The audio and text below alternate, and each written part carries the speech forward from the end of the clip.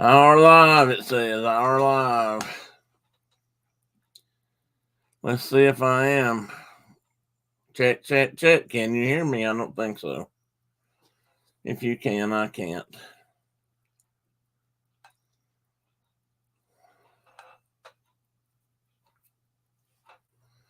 Good morning.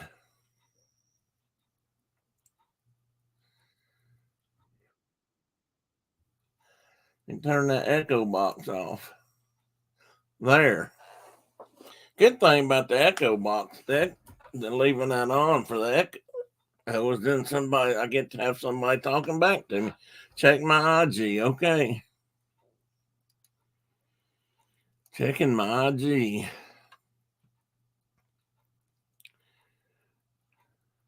Oh, there's the warning. Where are they at?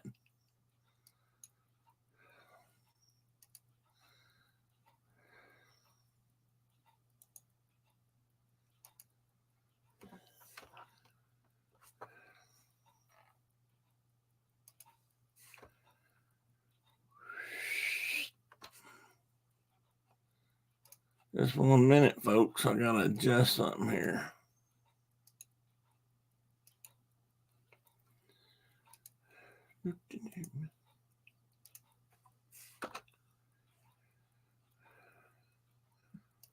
Well, there you go, Mikey. If anybody else wants to pop in this morning, just let me know and I'll send them a link. It's always good to see folks. I got a special surprise for Mike, so I'm glad he's offered to pop in. Everybody ready for Christmas? Teddy, you want to say hi? You want to say good morning? No, he's in that. He'll, when he wakes up, he'll say hi, he said. I mean, he left a message with his secretary. That's something new. He's got the secretary.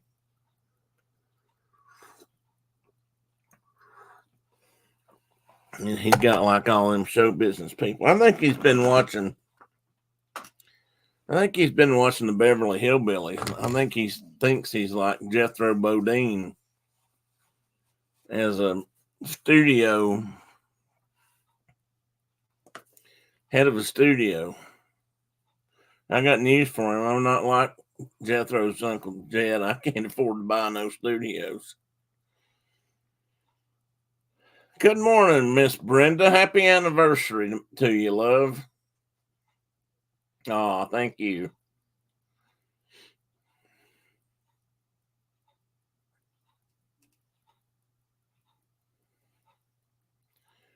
"46 blissful years." Well, 42 anyway. Oh, it's 46. And they've all been good. Because here I am. And there she is.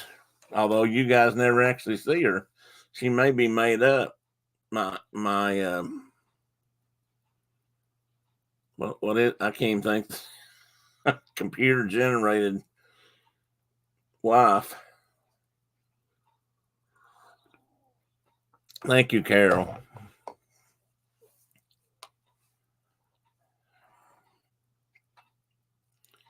We had Brenda. You had 2 or 3 happy anniversary messages on your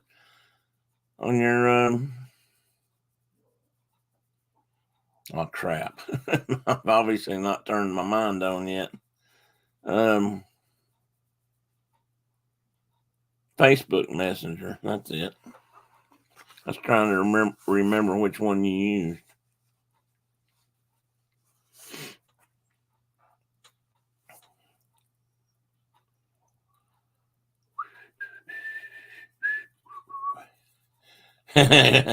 Carol, wait. Hey, Tina. Welcome in. Carol, wait till I show you. We got a Christmas card from Philip. Philip always sends us a Christmas card. We try to send him one, but we are delinquent in that this year, I'm afraid. So I wanted people's email or email so I could so that I could send them a digital card. That way I knew they'd get it on time. So that offer's still open. If anybody would like to send me their digital or your email address, I would like to send everybody a digital Christmas card. Kind of takes the excitement of the surprise out of it, but that's the best I can do at the moment. So anyway, speaking of, since Carol brought it, I know how it is, Brenda. Half the time you're working to keep them well. Tim, 3 of us sent you our emails in the Shine group. Oh, okay, Carol. And hey, looky there. That's not Mikey. Mikey, you come on in when you're ready. Good morning. Looky who's got hooky. Looky who's got looky. That was on. There goes. Yeah, but we used to have that. What? That was a Disney movie, wasn't it? Might have been, but there's a place around here called Cook's Pest Control, and they used to do a looky. Here comes Cookie. Cook's Pest Control. Looky here, who's going to join us for a few minutes. Comes Cookie. Pest Control. Hello. Mike, it looks like a Canadian, eh? It is a Canadian. Hey, look here what I got special for that Canadian. I don't know if you can read this or not. You betcha, buddy. Hey, good morning, Tim. Mark. To Mike, for me, a half a dozen donuts for Christmas. Look at that box. Gift wrap box. And I'll show them to you. Hopefully they show up to your house, Mike, in better condition than my steak biscuits did. Yeah, they were a little green. That just adds flavor. They weren't fit for human consumption. There you go, Mike. All 6. Nice. Oh, wait a minute. Well, there's only 3 of them. Somebody's been in here. Says, "Oop, sorry, Mike." Hey, let me see your whiskey. Eddie, you got donut. Hello, Brenda. Hello, Carol. You got donut cream on your whiskers. Tina. Teddy is an obligate carnivore. He did not eat those donuts. You got a point there, damn. Maybe the primate sitting next to him did. Yeah. Damn, that was a giveaway, wasn't it? I should have thought that. I should have planned better.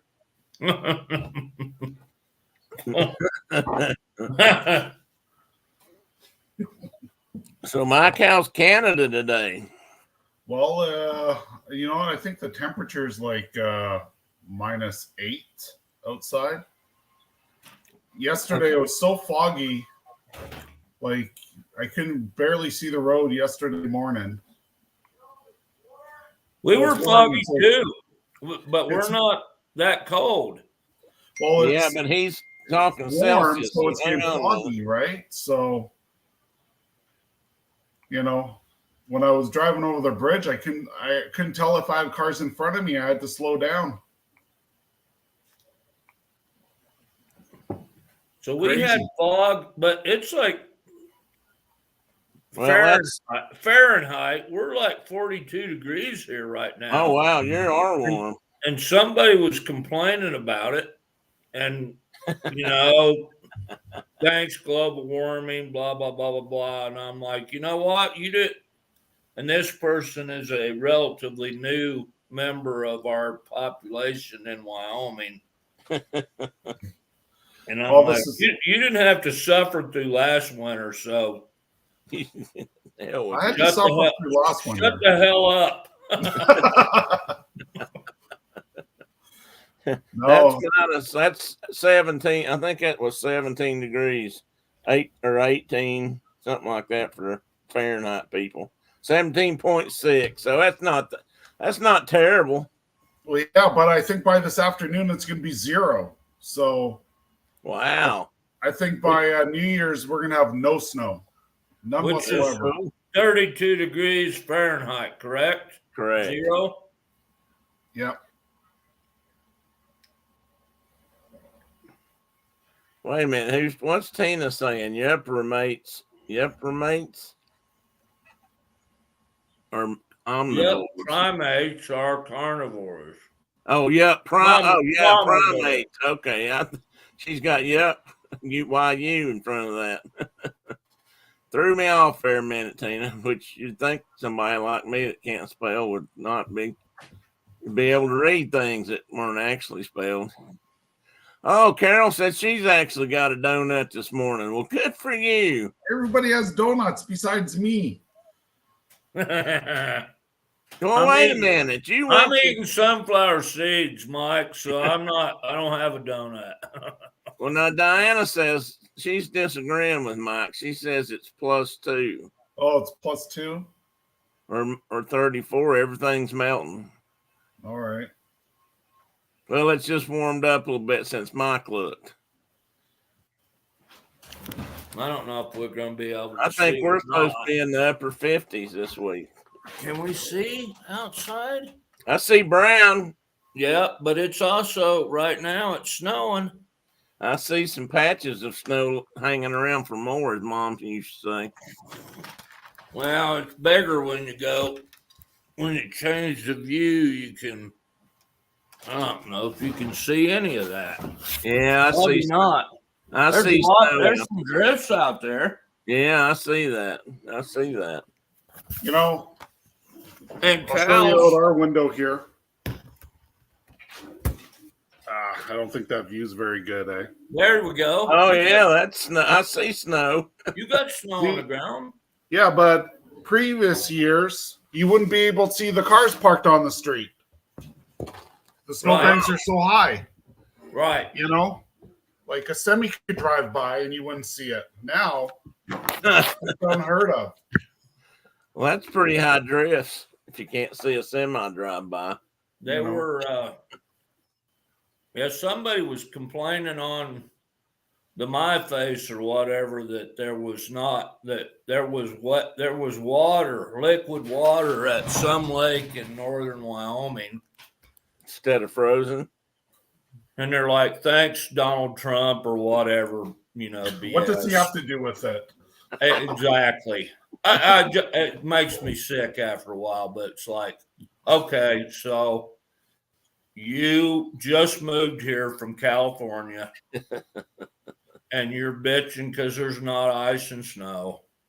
Yeah. Well, they came for the ice and snow. Go back wherever you came from. We had enough last winter. We deserve a break. Let them have some. Well, I was going to show Christmas cards here for a minute. After what? Oh, 1 sec, he said. Okay. Ellie. Uh-oh, Ellie's barking. I love this show. We're always chasing and hollering at some kind of creature. Oh, wait, I got to take Teddy out. Oh, stop the dogs from fighting. Or Tina has to stop the dogs from fighting. She's got to let the hounds out. She's got to let the hounds unleash the dogs of war.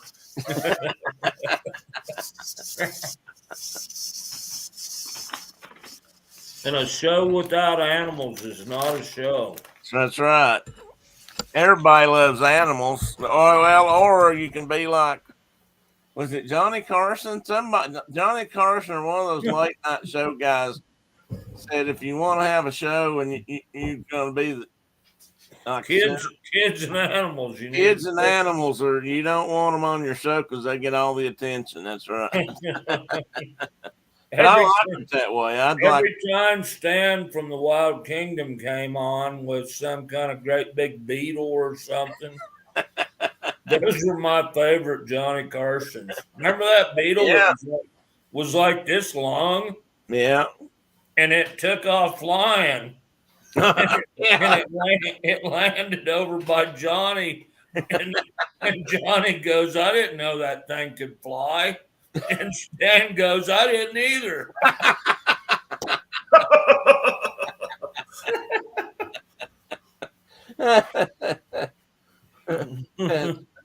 That might be what Marlin said when he was in the water with that big giant anaconda or whatever it was. I didn't know these things could swim.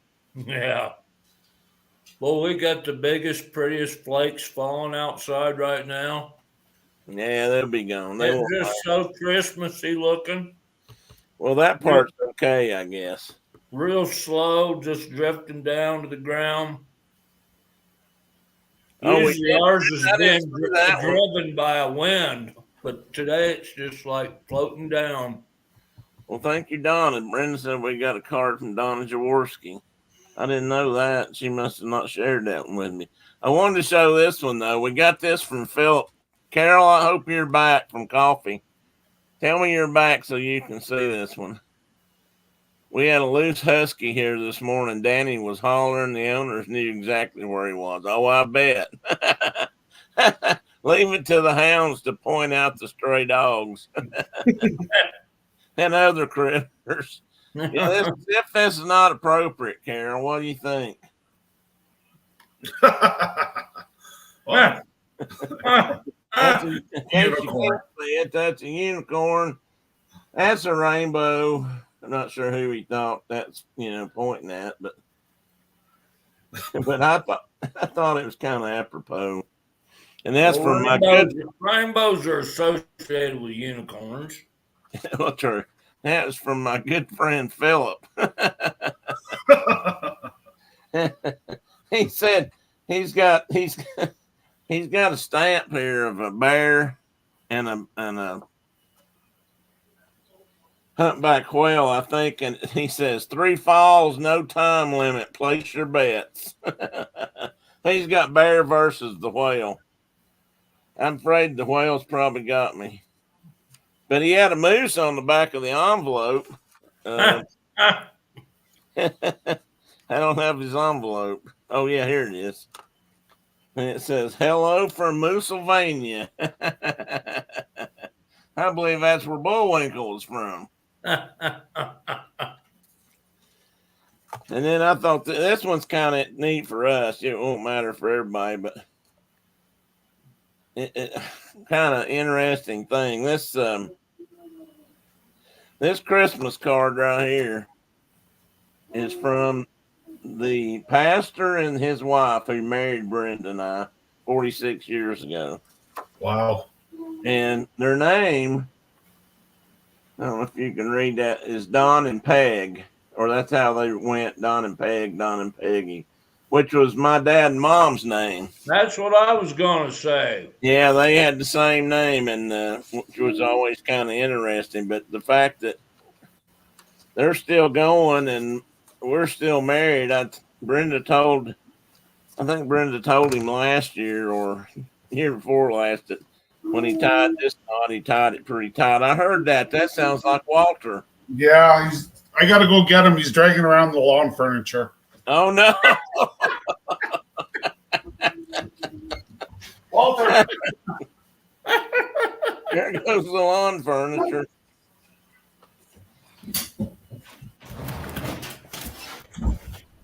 I don't know.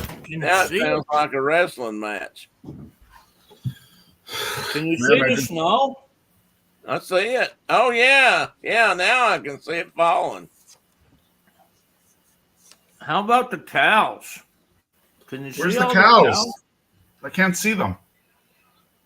They're way over. I don't know. Oh, I see them way out there if they're black cows. They're black cows.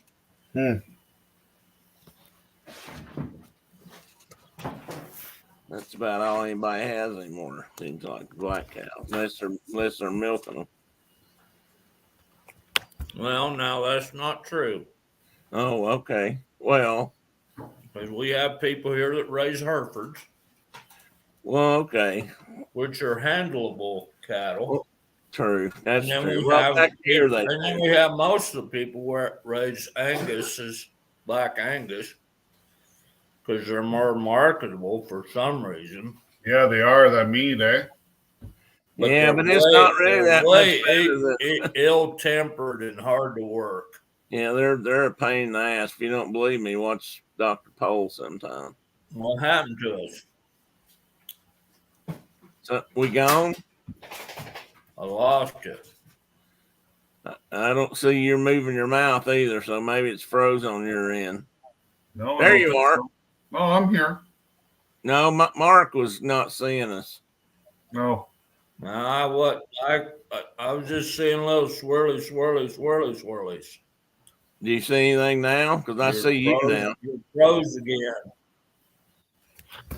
Well, hang on a minute. Maybe it'll clear itself up.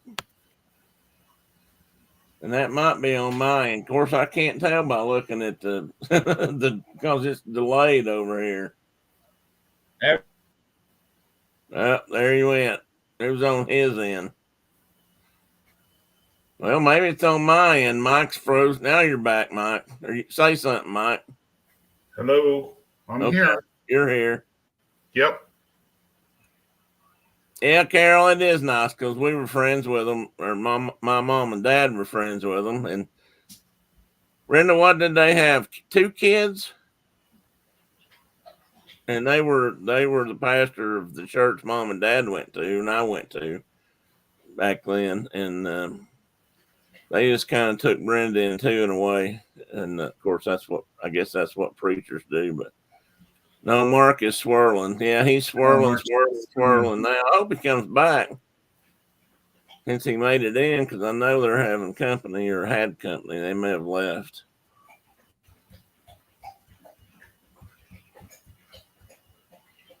Danny will come help either drag or catch the dog or drag the furniture. And maybe that's what she meant. Yes, they had a girl and a boy. That's what I thought. I don't know how old they are now. Of course, they were younger than us. I don't know, Brenda. How old do you think they were when they were at the church and we got married? They were a fairly young couple. But they would have to be in their 70s, mid to late 70s, probably. Walter, leave some water for the fish. Walter. Is he drinking the fish water? He's drinking like 2 gallons of water in like 30 seconds. Well, he's thirsty. All that barking. Leave the recycling bin alone. Hey, get your head out of there.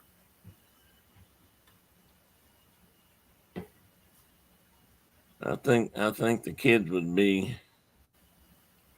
50s now. Yeah, probably, Brenda. I would think so. And they probably got a house full of young'uns too by now. Well, I guess I ought to send Don and Peg a note back and ask them.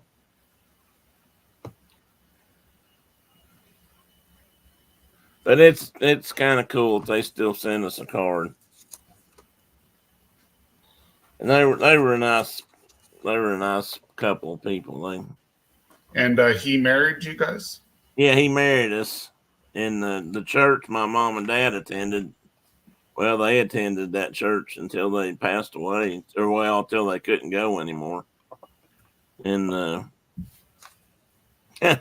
near the end, my dad taught some kind of a Sunday school class to a bunch of women, and they gave him a hard time, and my mom did too.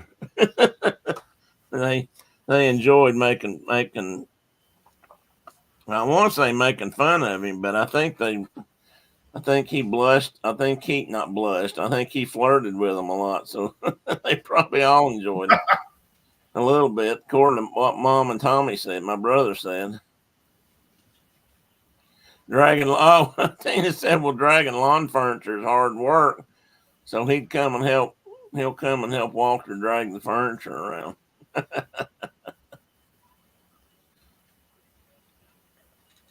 Well, I hope Mark makes it back. Sometimes when he goes off, he's off. Yeah. He may not even send me a note because he may not be able to. strange internet he has out there in Wyoming. It's crazy. It's everything out there is on satellite. I don't even know if he can get a hardwired internet. So that being the case, he's likely not to be back.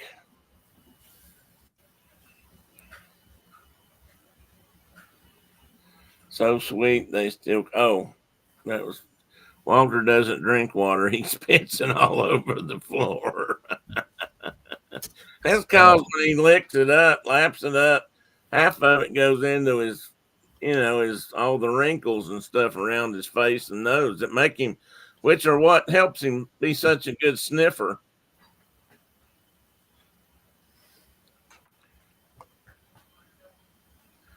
Our youngins, I don't know what anybody else is doing for Christmas. Our youngins are,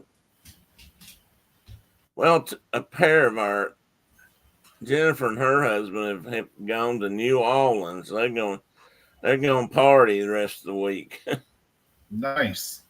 I think I saw her Instagram post with the alligators. I didn't see it. I'll have to look, but that'd be why. I told her to send you that alligator for Christmas. She might do it. And been more than one occasion where she's brought me a snake to look at. She came running up to me one day.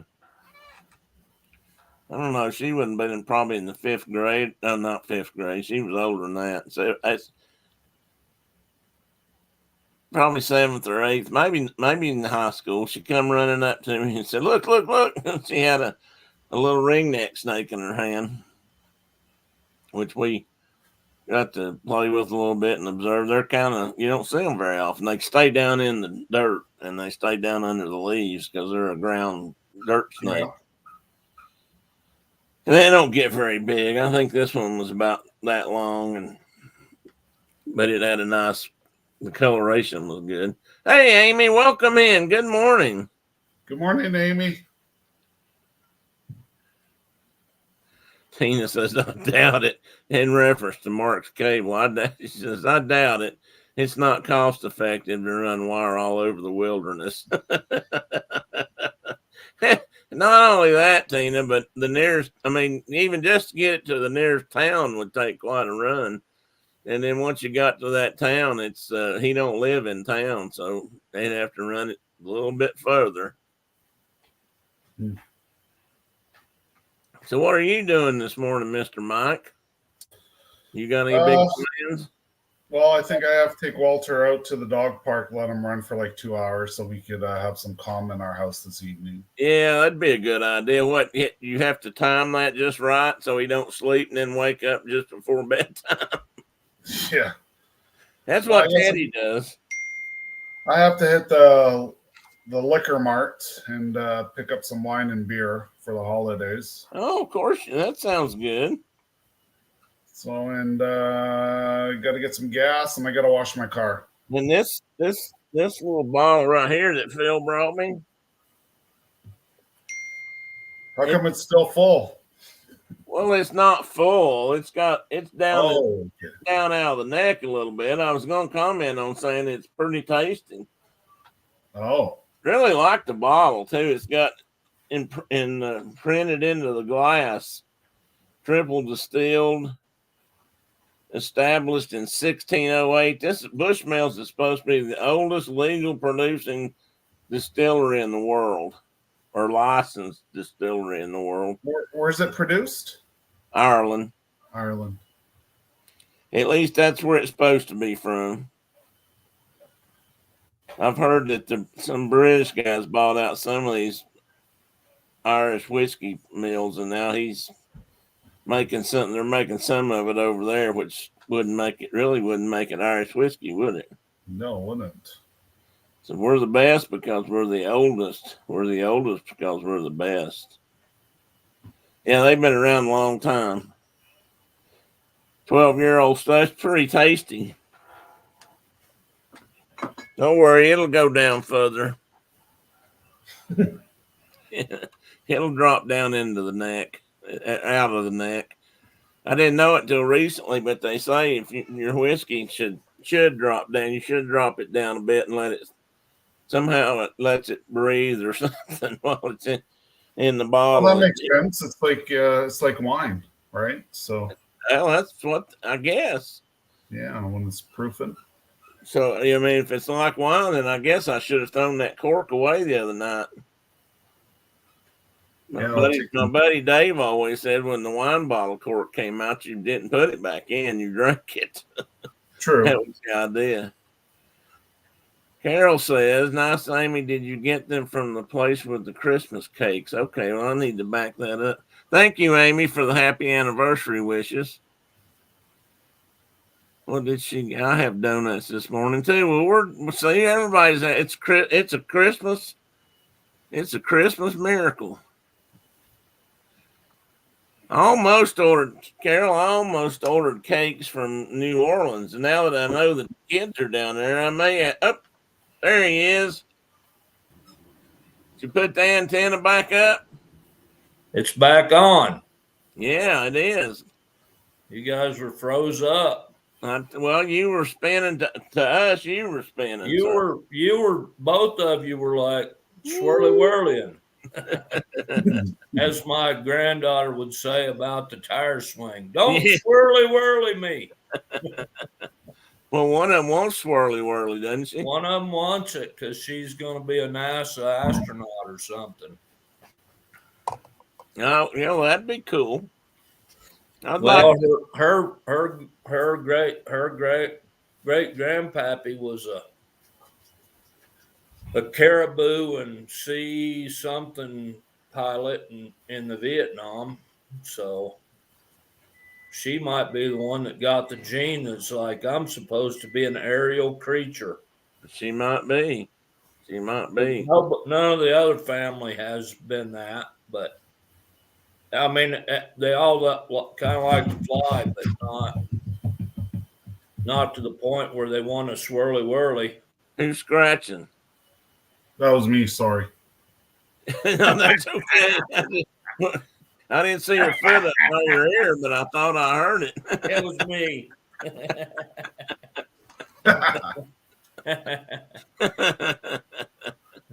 Somebody was scratching. Yeah. Anyway, we got I got king cakes a few years ago from this place in New Orleans that's been making them for ever and ever and ever and a day. Did you find a baby? Yeah, we did. Each one of them had a baby in it. I bought 2, I think. And they both?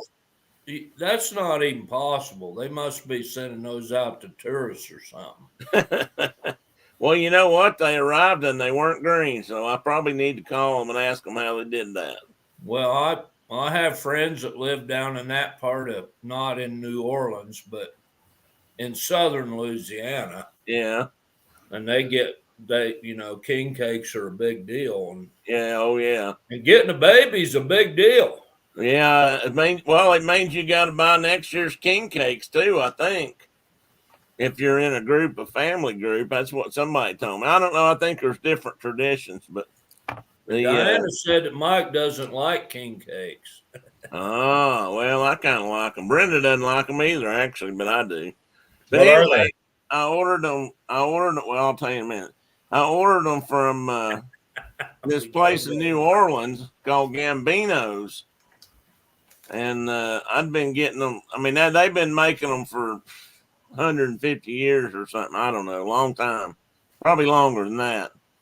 And it's a family-owned thing, so I thought, well, they ought to be decent. So I ordered one. So now I get flyers from them every once in a while. And this year they were selling some kind of or they were offering up some kind of little Christmas cakes they made. I can't remember what they call them. It looked like Dodge, but I know it wasn't Dodge. Let me see if I can pull them up. Did you say their name was Gambino? I think it's Gambino or Gambini. Well, Gambino's the crime family, so that's probably not it. Well, but I mean, it's like they're not Beausoleils or Boudreaux or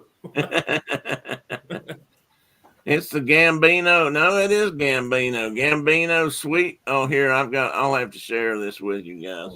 Well, I mean, Mike will appreciate it anyway. Well, you might too, for that matter. It's just not carnivorous food.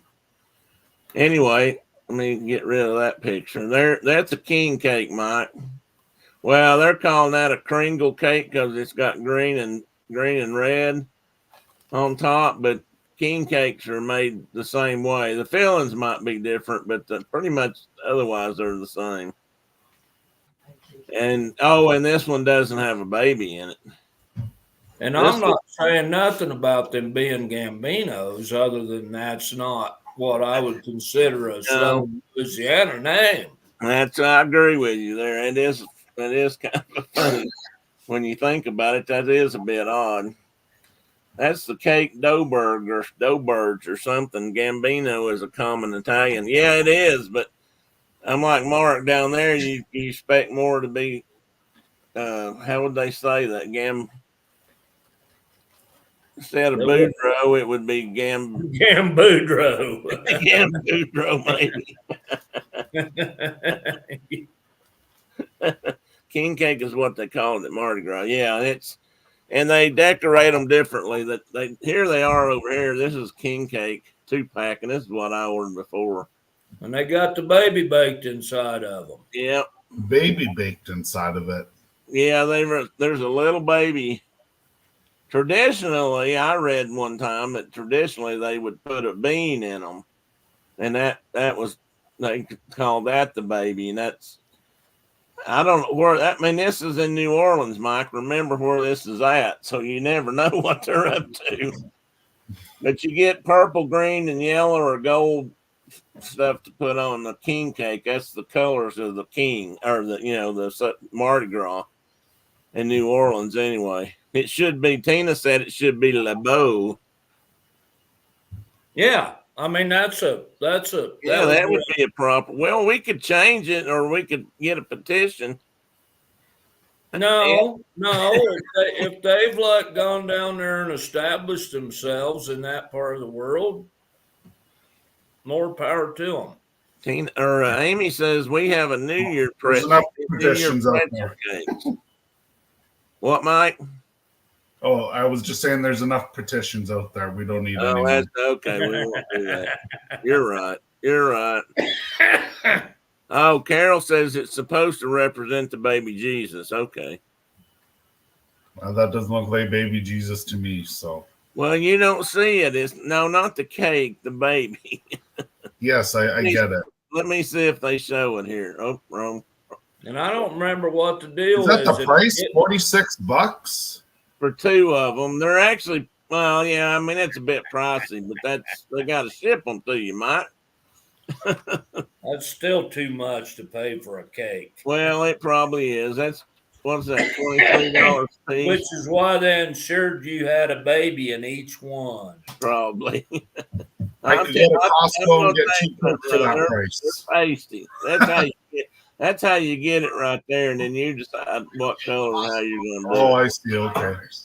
And different people have different methods, but you do get 2 of them. And they're actually pretty big. I mean, maybe that's too much money for a cake, but I figured, what the hell? Once in a lifetime, I could order a cake straight from New Orleans. I mean, just to say I had. So is today your anniversary, or was yesterday your anniversary? Today. Well, happy anniversary, brother. Well, thank you. And tell your lovely bride happy anniversary. I think she's still on here, but she's just being quiet. Let me see here. This New Orleans centered business from the very start. Gambino's grew, blah, blah, big, easy tradition. In the early 20s, they've been there since the 20s. Okay. Baloo, how would you say that? Baloo? No, Baloo, Ledner began. Beulah, excuse me, Beulah, that's right. Beulah.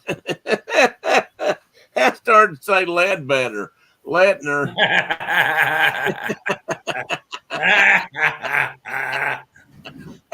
If you know who that, if you know who that is, you've laughed a lot.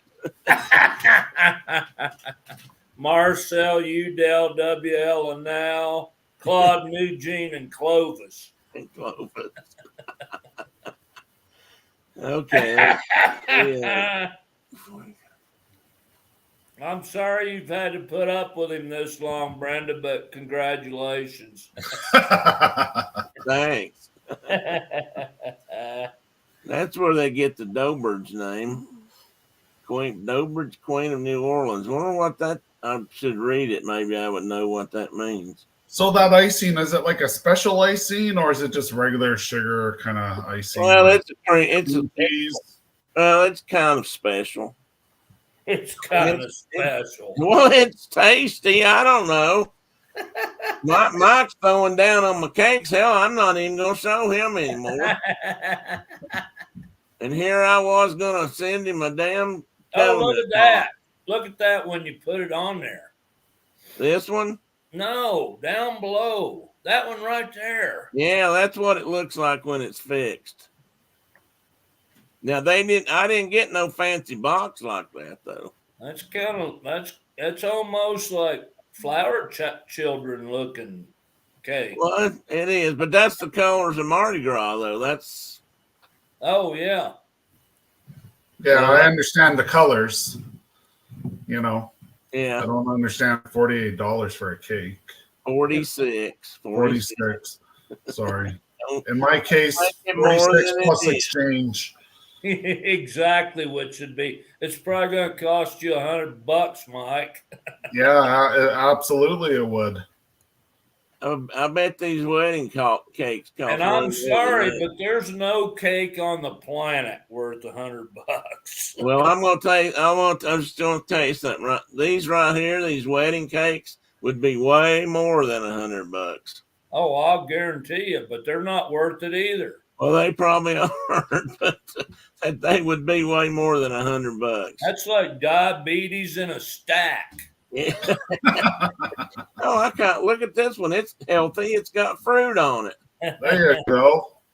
That's the favorite one I've seen so far. That does look good. See, you can eat that and eat the fruit, and that would eliminate all calories and diabetic problems right off. It's like salt and sugar. You gotta kill the sweet. You gotta kill the sweet. That was what you used to tell me all the time. Yeah, you gotta have something salty after something. You gotta eat a tater chip after you eat that donut to kill the sweet. That's exactly right. I'm pretty sure that's proven fact. Oh man, there's somebody. There's Amy showing cake somewhere right there. How did I must have turned that. How did I turn that on? Oh, I know how. Carol sent that link to me. How'd you turn what on? Well, on my screen, it popped up of something Amy was showing about cakes. She's doing, well, there's a handgun. That's not got anything to do with cakes. She's doing handguns inside your cakes. Called cake. Cakes don't supposed to have handguns inside of them. Well, unless you're taking them into your boyfriend in prison. and oh, it's gonna be one of those days, isn't it? It is. It's almost Christmas. It's almost Christmas. See, that's why. Yep, another one down. Another one bites the dust. I'm gonna turn on my show. Nah. No? We're gonna have a fine day. We are. Absolutely. Amy, I've got to stop you there. Speaking of Southern Louisianans, come here, buddy. Boudreaux. Come here, buddy. What about Southern Louisiana? Well, come here, buddy. You're a strange dog. Come here, buddy. Is that Boudreaux? There's a Southern Louisianan right there. Hey, Boudreaux. Boudreaux Campbell. There's a Parasaurolophus. And it says the duckbills are gathering and excited. They heard that Tim and Mark on Saturday Morning Shine are talking about dinosaurs. We're talking about dinosaurs today. That's cool. So they got excited. So my grandson, my oldest grandson, Oh, my youngest one just turned 2, and he speaks like he's an English professor from Harvard, maybe. oh no. His language skills are like beyond the charts. Like I can't believe how plain he talks. He came up to me yesterday and he goes, "Well, hello, Mark." Hello, Mark. Well, hello, Mark. And my oldest grandson, his sister can completely understand him, but she's the only one. Who, Owen? And I can't. Most things Owen says I cannot understand, but he can say Parasaurolophus, which is that duck-billed dinosaur with the big horn on his head right there. He can say that. He is a dinosaur. He's a Freakosaurus when it comes to dinosaurs. Freakosaurus. He loves dinosaurs, and yeah, his Christmas is definitely dinosaur themed this year. Oh, I bet. I bought him a bunch of skeletons that he can bury in the sandbox and dig up. Oh, cool. Nice. So, and then he has to reassemble them. So, oh, he'll be busy. I remember when Alexander was in kindergarten, and the teacher told us, Alexander says that he watches Jurassic Park, and me and Diana looked at her and said, "Yeah, absolutely." She said, "That's a little bit inappropriate, don't you think?" You say it's educational? Yeah, absolutely. That's how we learned. Oh, Walter wants to say hello. Hey, Walter. hi, buddy. Hey, Walter. Yeah, boy. What a beautiful dog. Yeah, Hey, he's sitting on his bum. And he's only No, he's standing up. Sorry. And he's only how old now? 7 months. Oh, is it? Well, he's got a little ways to go. What a beauty. So anyhow, let's see if I can. Apparently, the breed actually grows up to 18 months. Oh, well, that'll be. Oh, sweet. He's got another 50 pounds to go. He'll be nice. Every week I'm going to Costco to get a bag of dog food. Like, he used to last us a month for 2 dogs. He's eating 6 cups a day. We gotta lean him down. 3 cups in the morning, 3 cups in the evening. He is a growing boy. He's not fat. He's just eating lots. Yeah. Well, he's growing like a weed. You want to make sure he gets plenty of calcium and stuff for his bones. Though, Yeah. Well, I'm serious. Big dogs like that need it. They get, Yeah. you know that. So I wouldn't cut him down just yet. So anyway, guys know all about this stuff, and I've got some charts here, and most of them, yeah, they're busy. I couldn't read. I've got 2 or 3 different ones, and these are all different things you can find on the interwebs that tell you about how, how it works and what the timeline was starting from, I think, down in this corner, or maybe this corner, and working up to that top line, working from the bottom to the top anyway, because there's owls and robins, and there's a black bear. Or a Sasquatch. I might say Sasquatch, Mike. Sasquatch for sure. That just might be. I'm not sure about that. Well, they've been around since lots of creatures on there that are not dinosaurs. Yeah, that goes all the way up into you know, Walter. true birds and true other animals.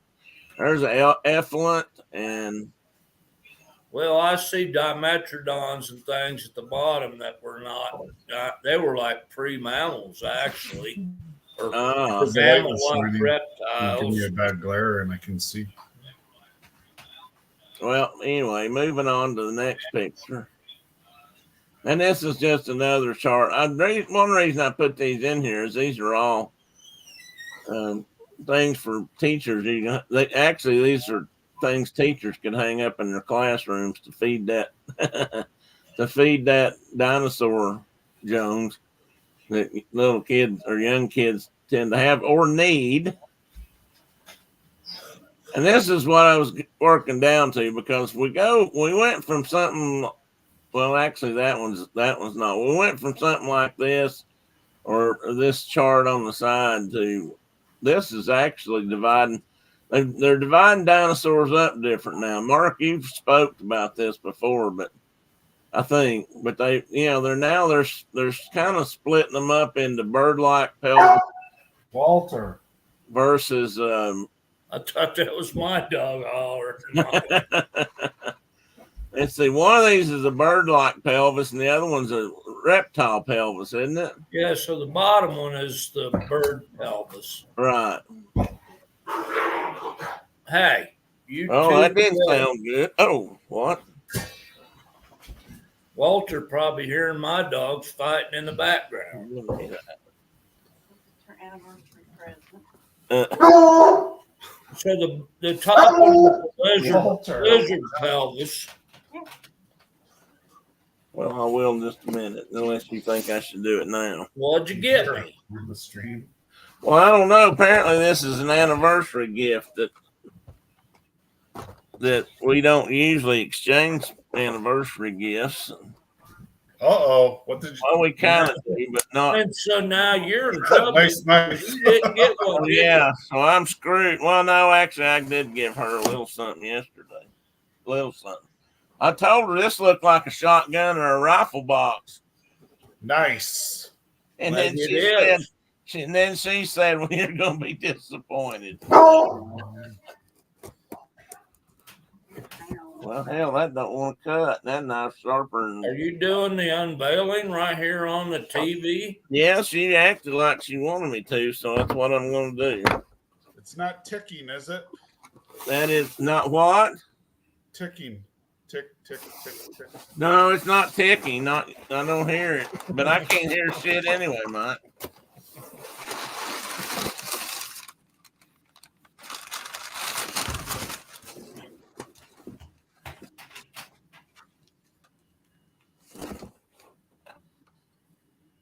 Oh, it's a cane. Do I have it all out of there? I might have left something in there. I don't know. No, it feels right. Oh, this is what an old man gets for Walter, what do you want?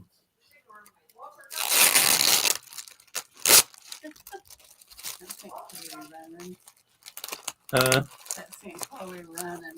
Oh.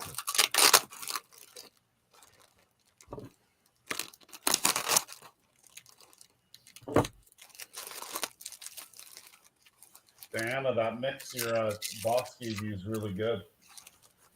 It was supposed to be made in Ukraine. Well, I know. This supposedly came from Ukraine. Really? Yeah. It's amazing. I know. I've looked at canes that came from over there. That's one of the things they still have craftsmen that do this kind of stuff by hand over there, supposedly. I know one thing. They know how to put shit or stuff together well with tape. That could be because they have to tape stuff off because of the Russians. Damn Russians. Oh. I think they call that model the Ucane. The Ukraine. The Ucane. I have said that joke like 3 times now, but I was muted. Oh, And I'm like, well, you're not listening to me. no wonder. I was making all kind of disparaging remarks. Well, hell, No you're not wonder nobody was laughing about it. listening. I'm like, I did like a rim shot and everything.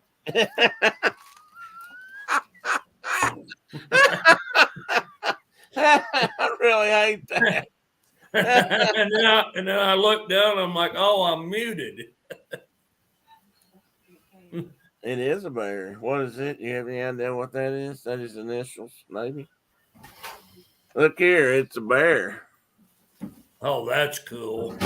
Oh wow. It is cool. Because that's a taunt. Is that a big old piece? Is that a heavy bear? Yeah, it's pretty heavy. It'd be a good club. My body can't have enough taunts.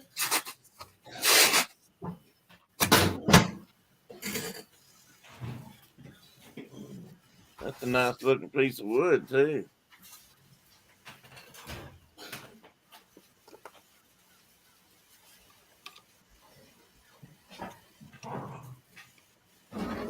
And that was from Ukraine.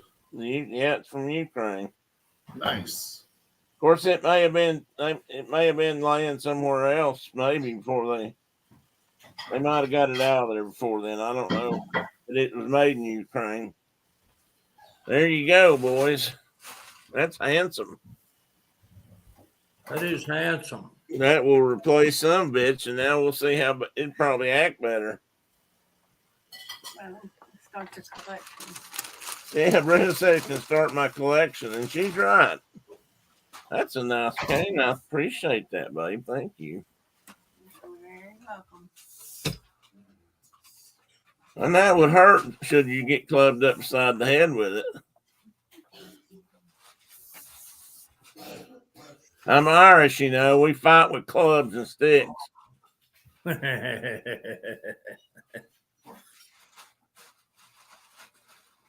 Oh, did you know there was like a man's head inside the bear's head? I didn't see that till just now. I don't know if that'll show up or not, but It's in the maw of the bear. yeah, it's in the maw of the bear. Kind of, yeah. It's his nose is. I don't know. I don't know if you're gonna be able to. Oh man, I can't turn it right. No, I'll have to take a picture and put it on my Instagram or something. That's cool. Where'd Mike go? He left us. Diana, they were spinning apparently because Diana said, "Are we all spinning?" So evidently they were spinning. That is, Tina. That is good, perfect for me. I'll have to figure out what this means. Runes for something. Won't be Bjorn the bear. That's actually it.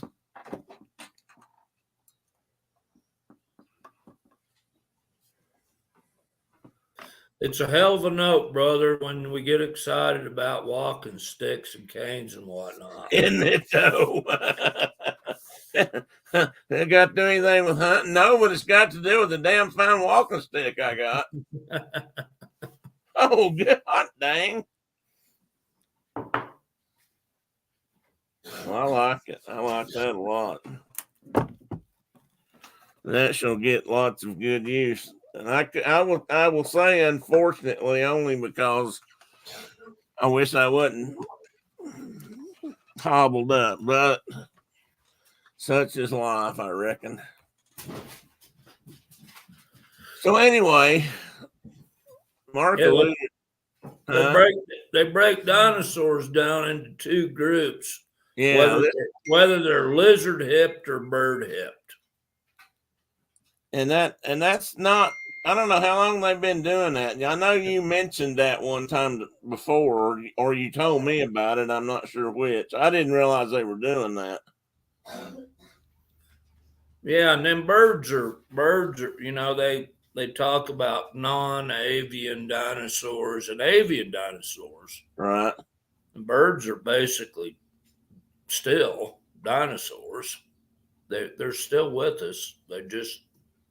They're the only branch of that bunch that made it. That's true. That they're not the last of the dinosaurs, but they're probably the most. I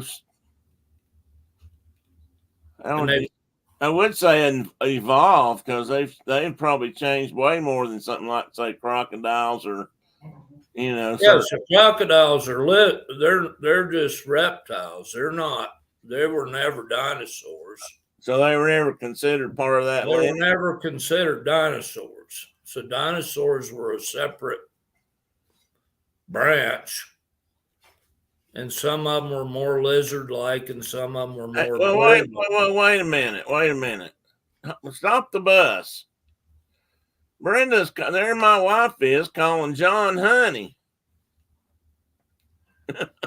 She said, "Honey, John."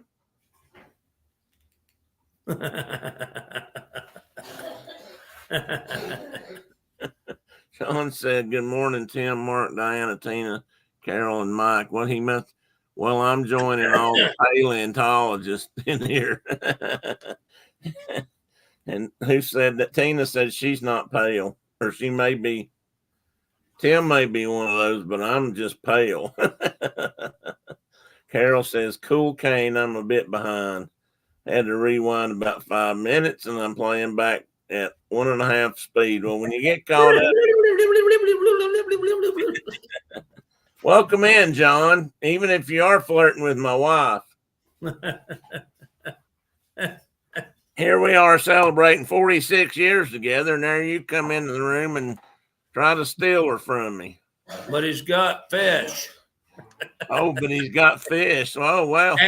And clams and oysters probably and whatnot. Yeah, let's talk what you got to trade.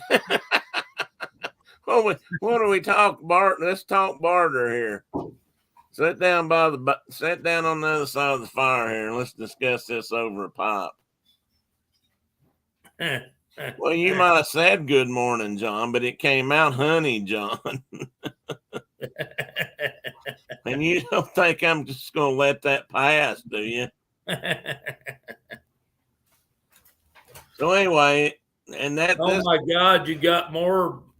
Well, this is it. I just wanted to show several different ways they're doing this, and Saurischians and ornithischians and theropods. Theropods. And I didn't even look up all of them. What's the Saurischian? Those are the lizard hips. Oh, okay. Okay, I thought the theropoda group was lizard hips. No, well, maybe they are too. No, they're not. They're more like birds. They're more like birds. Yep, I see that now. These have some names I can't even begin to pronounce. These might be Chinese dinosaurs. Well, they have found tons of things in China over the last 4 decades, probably. Yeah, I've got something in here mentioned. They have tons of cool feathered dinosaurs. You know what I'm surprised of? I guess I am. Maybe it probably makes sense, but if I really knew more about it. But I'm surprised at how isolated on the these things. What's going on now?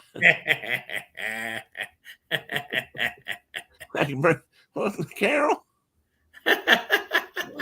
Here, but what does James Conn say? I have a wealth of friends.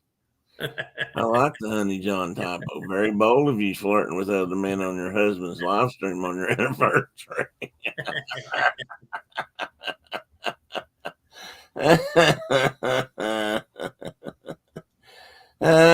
Two could play at that game. I could start flirting with Diana and Tina and Carol, and we could even this thing up. She can't flirt with Mark; he can. Where's that from? Where's which part from? This creature. Oh, I'm sorry. I got distracted there. Somebody's chasing my wife around. This guy was North American Oh, he was found in Wyoming and Texas and in Oklahoma. Oklahoma. But that's what I was going to say. That a lot of these critters were had a fairly small area where they were found. They're certainly not worldwide, and they're not even countrywide like these guys. You know, they're found in those three states, which was irrelevant. I mean, it's just that's part of the surface of the earth, but that's where they found them. They don't find them in Asia or Europe or wherever. Same thing goes to over there. So that makes it much more believable when you say the Chinese are finding all kinds of, different critters, because I believe that.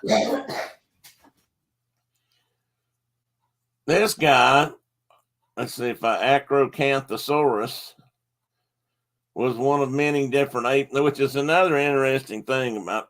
I mean, I knew this, but when I really look at how many there were, there was a lot, not a lot, but there was always a couple of.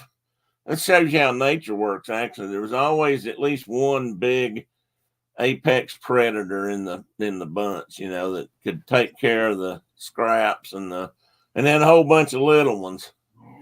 And some of them were close to there were some that were similar size and but not quite as big. This guy was 38 feet long, they think.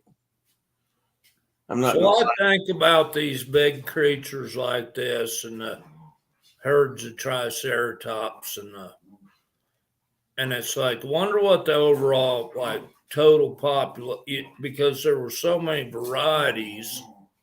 Yeah. What was the overall population of any given species like? Because when this critter was alive, Kansas and everything kind of north Oklahoma through the Great Plains was a sea. It was underwater. And so these things were living along the fringe of that sea. That's and basically what's now the east slope of the Rocky Mountains. And there couldn't have been, I mean, because of the size of them, there just couldn't have been that many of them. Total population size. Well, there's Diana. Hi there.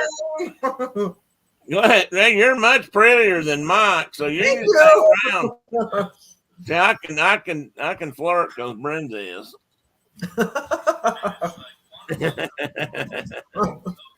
Carol said we used to teach about dinosaurs in the early 2000s. It's amazing how much new learning about dinos we have since then. There's so much. I mean, you'd think that'd be a science that would kind of level out or something and hold still, but that's not the case. They just keep finding newer and newer stuff or older and older stuff. Well, that actually depends, but of course, none of it is. It's all 65 million years back from us. That's what you got to remember. Is it was, unless you don't believe in that, but that's another discussion. But 65 million years. That's not a discussion. That's true. That's just ridiculousness, is what it is. 65 million years ago, they had a major extinction, and these guys all died. What was left of them. And that's the other thing. I mean, I have to try to wrap my mind around is this guy lived 110 million years ago, and the next guy might have been, and this was just sort of an example. And this guy was 50 million years ago. Those two critters never sat down at a bar over a glass pint of beer and talk shop. They weren't even close to each other.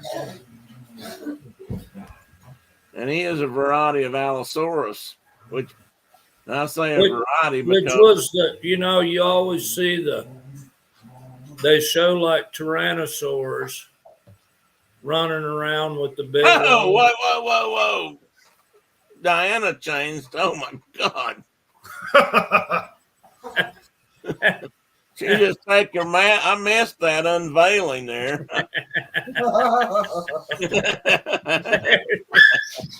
Hey, There she is. There are two of them. Thanks, Carl. Is Amy? Bye, Amy. Have a good day. So anyway, what were you gonna say? You too, Amy. Merry Christmas. I don't know. I just remember. Yeah, this guy. You said this is the one. What is that? You hold it. You held me up. They always show tyrannosaurs running around like hunting the big long necked sauropods, Right. like Brachiosaurus or Apatosaurus, which we used to call brontosaurs. And they were 50 million years apart in time. This was the critter that hunted the big sauropods, the allosaurs. Yeah, and they probably didn't hunt them so much as they ate them when they died. It'd be more realistic, wouldn't it? No, they got definite fossils where they jumped. They climbed up on their backs and took them down. Oh well, They were built for killing stuff. Well, yeah, I know they were built for killing stuff, but the big ones, there's an argument as to whether tyrannosaurs were just big scavengers, and I still don't buy it. There's way too many fossilized triceratops parts that have bite marks on them. Bite marks that have healed, and that it's like, well, I'm sure they ate them when they found them dead, but they also made them dead and ate them. Made them dead. Just like a bear, a bear would do the exact same thing. That's true. I found an elk carcass today, and I'm going to eat this elk carcass for the next 3 or 4 days. Well, or I'm going to make that elk dead, and then I'm going to eat it 3 or 4 days. Well, that goes back to that. I'm sure you've seen that film, and I don't know who took it. I guess they did it from a helicopter because it's back far enough back that I know it wasn't a drone, but they've got an image of a grizzly bear chasing an elk. And they're showing the speed of that grizzly bear. I mean, he could run those things down. Yeah. And they take them down. Anyway. We've got there's been some great footage taken, like up in Yellowstone, where they'll chase them out into a river or whatever, or even moose, and take them down in the water. And kill them and eat them. Well, that's raccoons. People I used to know that coon hunted, like my uncles many years ago, used to talk about that. The last thing they wanted to do was get their coon dog in the river or in the creek if it was deep with a coon, because they would drown them. Yeah. Even though the coon was smaller than the coon hound, they would actually get them down and get on their heads and drown them. Yeah. So that was one thing you didn't want them to do. In fact, they used to do coon dog trials back in the day, and they would put a coon out in a box in a cage out in the middle of a pond to see if the dog could track it down or chase it out into the water, but he couldn't get a hold of it, or at least most of the time he couldn't. There might have been exceptions to that rule. Coon hunters being what they are. No offense. You drew blood, buddy. Why do you do that to me? I'm gonna have a great arm for scars, but I'm not. I'm out of the dating game. Nobody's gonna care. They're gonna have a hard time tanning that forearm. Yeah. Well, this guy's they've only found this guy in Argentina, and I don't know if Abelisaurus. I don't know how that's pronounced, but Abelisaurus. He was the counterpart to a tyrannosaur, during that late Cretaceous period, I believe. Yeah. Well, that's what it kind of says. It's also cool that they're drawn, and this is not, it's not fiction. Some of it they're not sure about, but it's interesting to me that they draw all these body features that at one time we didn't even know existed. And we just thought they all had dry gray skin and, ran around on the planet black and white. Well, they have certainly taken liberties with colors and Oh, stripes sure. and spots. Yeah, I agree. But but some of it is based on biology of creatures from today. Yeah. And what kind of habitats they might have lived in. Hi, Dave. Hey, Dave, welcome in. Maybe that's who I saw somebody pop in a minute. Hi, John. It's him. And this guy was about 23 to 30 feet long, they think. And this is another view from him. And what was another interesting thing, Brenda just asked the question. She didn't get the reason behind the little hands and on the front legs, on these critters. Well, eventually I would have to say they evolved out of them, but what did I say this guy was? Tyrannosaurs had those little tiny short forelimbs that had just 2 claws on them. And I don't see much purpose for them at all. Yeah, I mean, they think this guy had a couple claws, 3 or 4 claws maybe, but he had much shorter front arms, and this picture shows them a little bit longer, but I was reading about them, and they think they had smaller, depending on where they were in that evolutionary time frame of dinosaurs, the arms changed lengths. And this is a skull off one of these guys.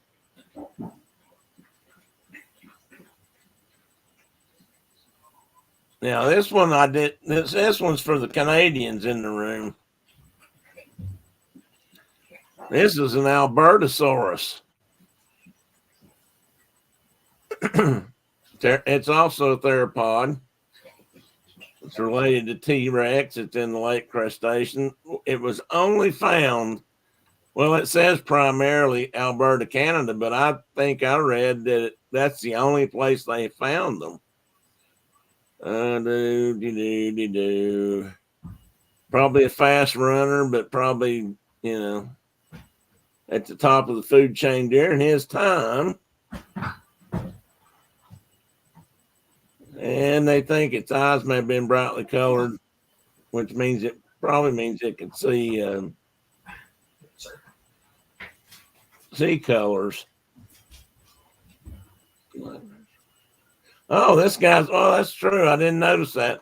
This guy's eyes are on the side of their head, which is kind of weird because eventually predators had eyes in the front of their head like we do.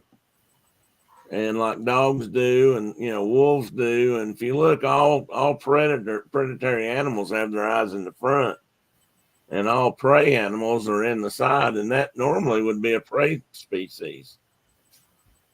And all this stuff can be found at this website, Carol, and they've got lots of stuff for kids for grade schools if you're ever interested. I don't know, maybe you guys don't teach it anymore. You said back when you did, are you not allowed to anymore?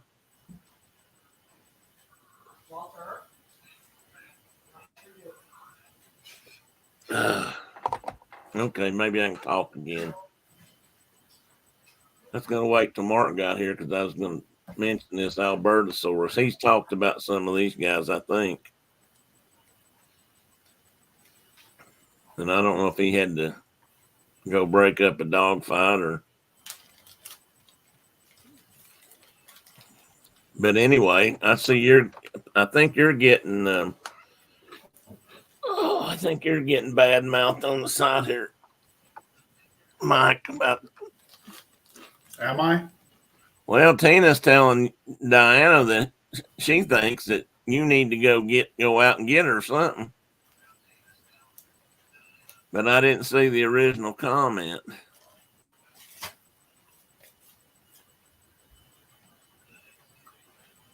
Mike is eating your Christmas present. Her Christmas present, she I says.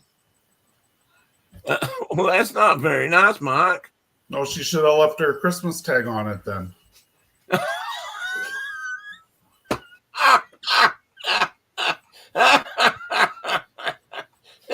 And so if it's not labeled, it's free game, fair game. That's right.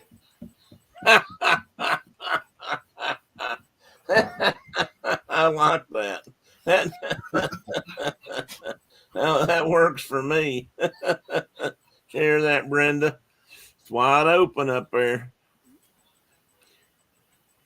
Carol says, we don't teach dinos anymore because we had so many other science objectives. So dinosaur studies became extinct, so to speak, around 2003. Very apropos. That's well worded there, Carol. Really? Well, the ability to see color had to come from somewhere. Yeah. It's funny because, I mean, interesting thing about that is, and Mark can probably correct me because he knows if it's changed because he was more actively working with these critters than I was in later part of our careers. But most critters don't see color. That's why you can hunt and blaze orange, and deer don't really see it. But I believe that they do see that swash of one kind of a bright color, and that's why I think you should break that up if you want to be camoed. But anyway, but some birds can, and some birds they think can't. I always thought turkeys could see color. Well, I'm sure turkeys can see color, and I'd say ducks can see color because they have very colorful mating patterns when it's that time of year. Tom turkey's head gets brilliant colors of blue and red and white, and red, white, and blue. Patriotic bird, that is, and I believe they can see color because if that's not true, then the females, the hens, wouldn't be attracted to that. That's why they have that bright head, so that the females will see them. There are other birds that do the same thing, but I've heard that some birds, like maybe buzzards, don't see, or vultures don't see color. But they don't really need to, so they may not. Well, Carol, I hate that the dinosaurs went extinct in your classrooms. I understand what they're trying to do, but that's a pretty good sized chunk of science just chucked right out the window there.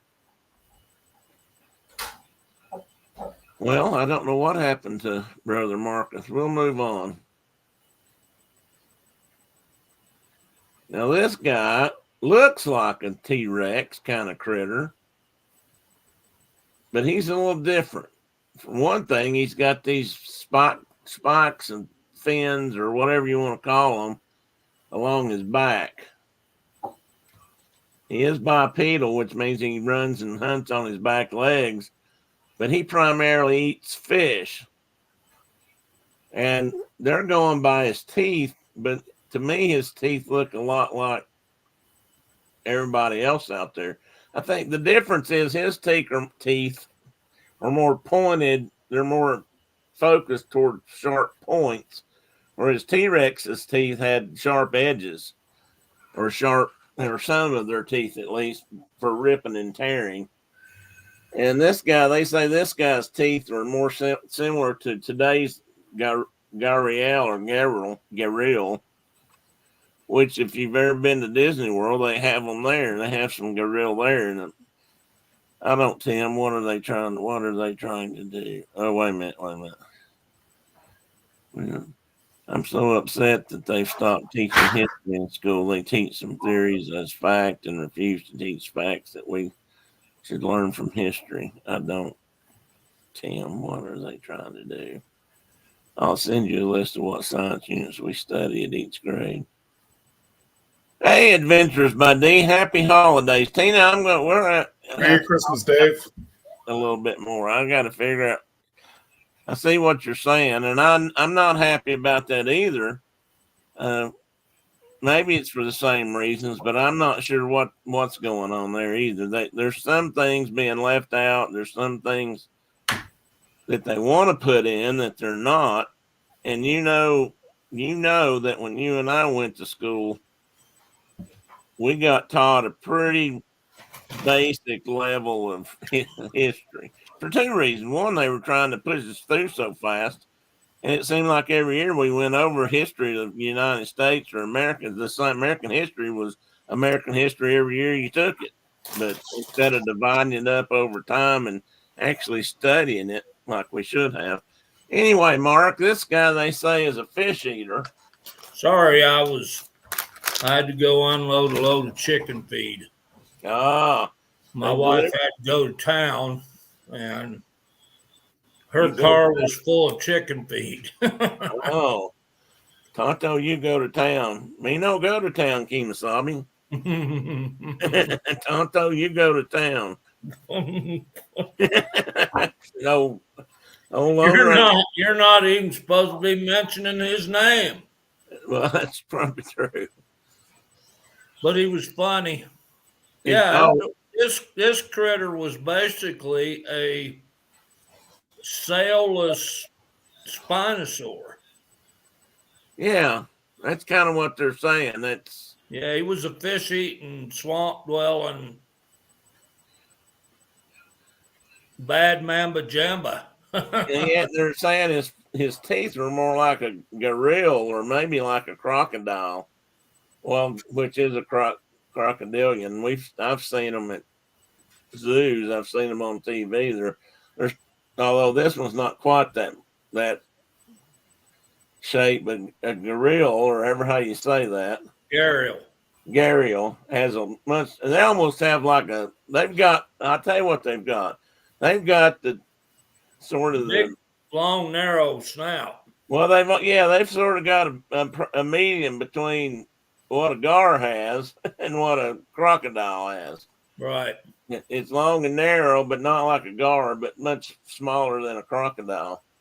And their teeth stick out all over the place. And if you take this critter and would put a spine on its back like the Spinosaurus had, they'd be almost indistinguishable. I mean, they were definitely closely related. And again, they're found in England and Spain. They're not even found in France, but maybe they left France because they didn't like the Pourflon. Or maybe there wasn't good fossilization zones in France. Maybe that's it. Too. Maybe that's it. But the Spinosaurs were in North Africa.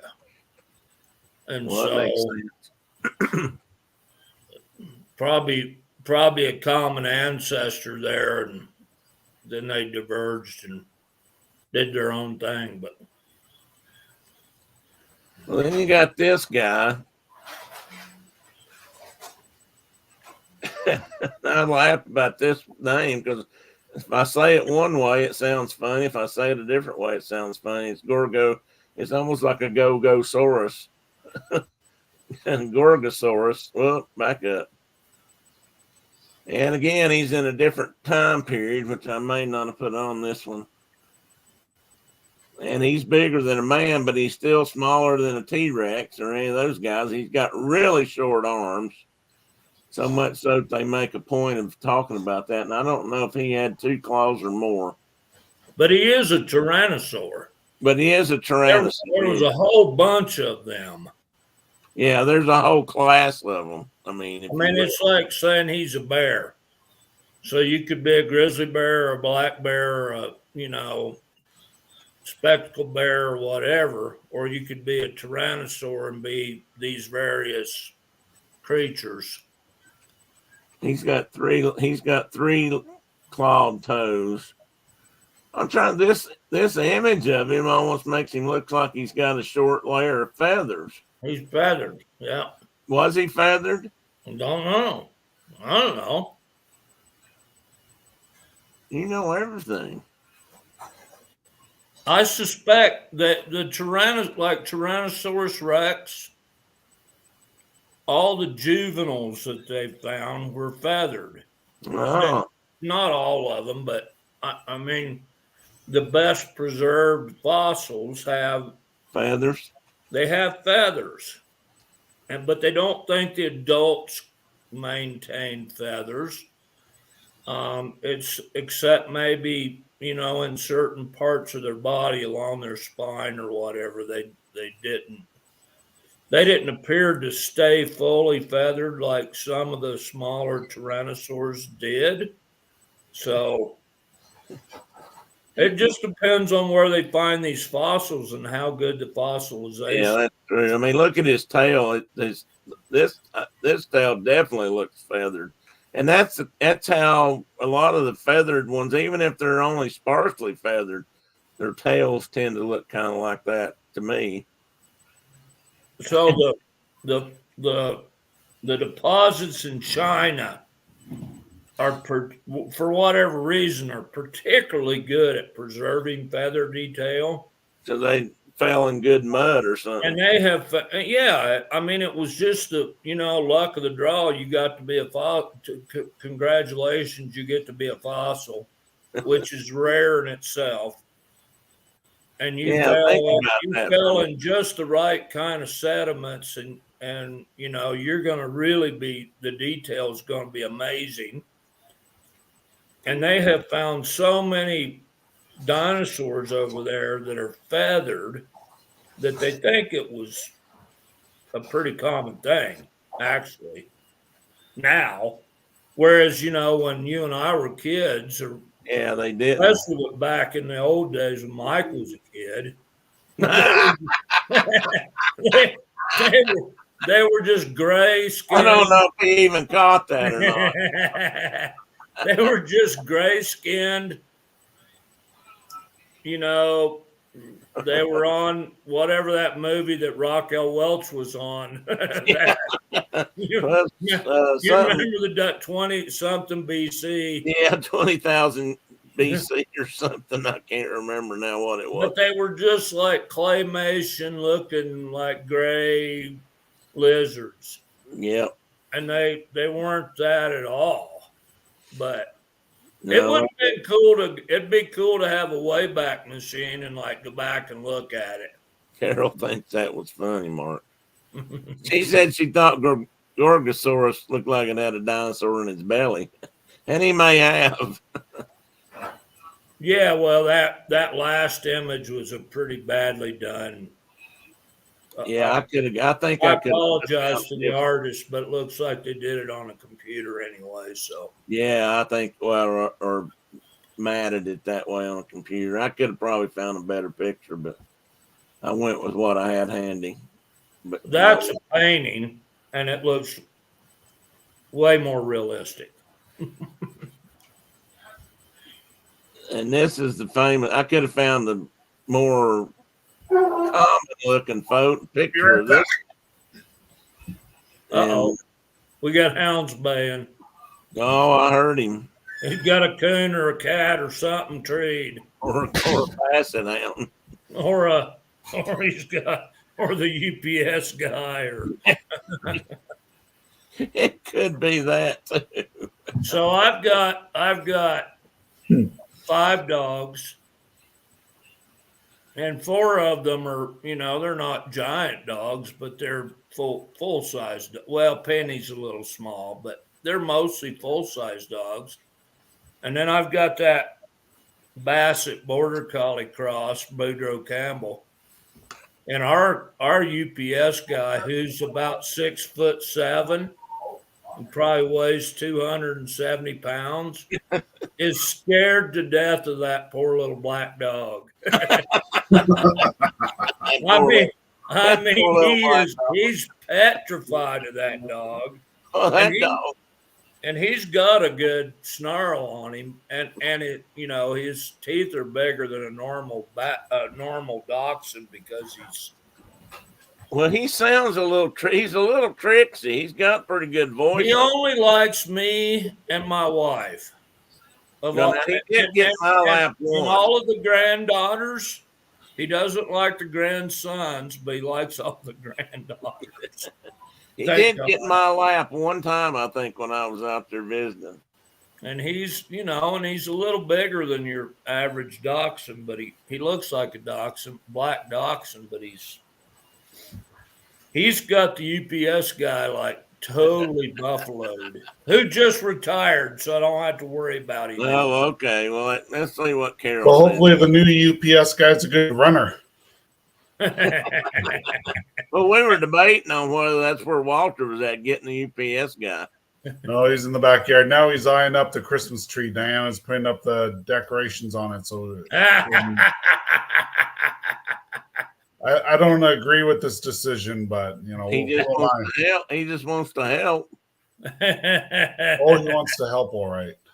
They always used to depict dinosaurs with their tails hanging on the ground and legs that stuck out from the sides. They even had a mural showing them that way in our old natural history museum.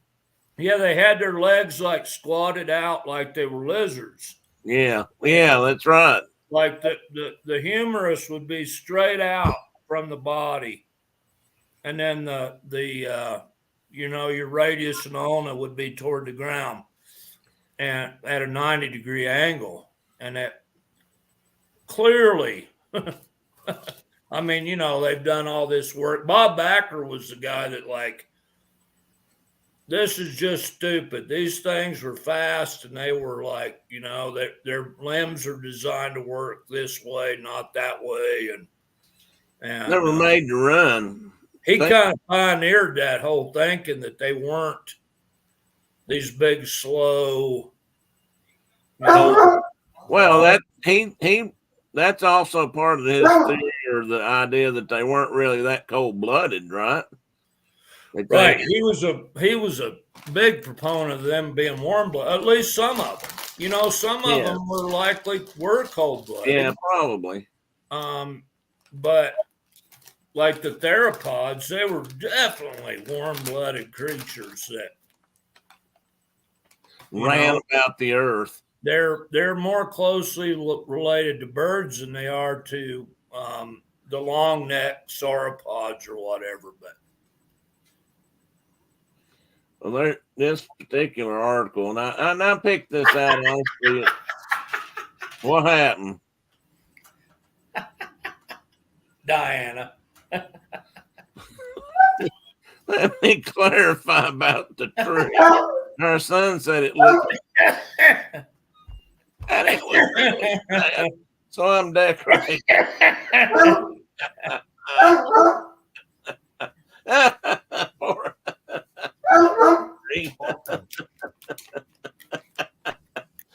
Well, Mark always makes a point of bringing home at least one Charlie Brown treat. I think you told me that. We have two of them. No, Carol says I do the same. Anything for the kid. Anyway, they were talking about this guy being the archetypical killer dinosaur. And that's kind of, everything you see that's ever depicted a dinosaur in a movie or whatever has usually been some kind of T-Rex. Until Jurassic Park came along and they started putting,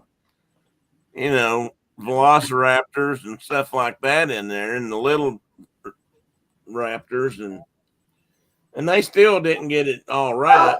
They made it, some of them, a little closer, but they were pretty fast, and they had this thing even suggests that based on their skull size and their brain size that they were probably pretty smart and could learn, which is one thing they have depicted in some of the movies, especially particularly they like to show off on Velociraptor. Well, and the cool thing about tyrannosaurs, one of the cool things about tyrannosaurs, I think, and one of the reasons that some people suggest that they were just scavengers is that they have this super high developed sense of olfaction. Oh. that, like turkey vultures in the bird world can smell dead things from a gazillion miles away. And way up in the sky. And they think the same, that tyrannosaurs were the same way. And so they're like, well, they always just ate scavenged carcasses, which we know as wildlife people is total hogwash. There's always a suite of,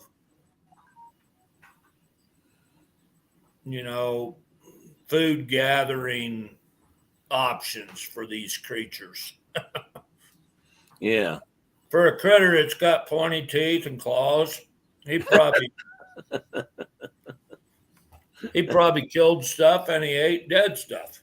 Yeah, I'd say he did a little bit of both. I mean, that's just like which would be the way you would be, I would think. Yeah, I mean, it's just like our modern day hawks. They eat or eat bald eagles anyway. Bald eagles, especially. Well, goldens too. I just saw 3 yesterday sitting on a deer carcass that was killed on the road. They didn't kill that deer, but they were darn sure eating it.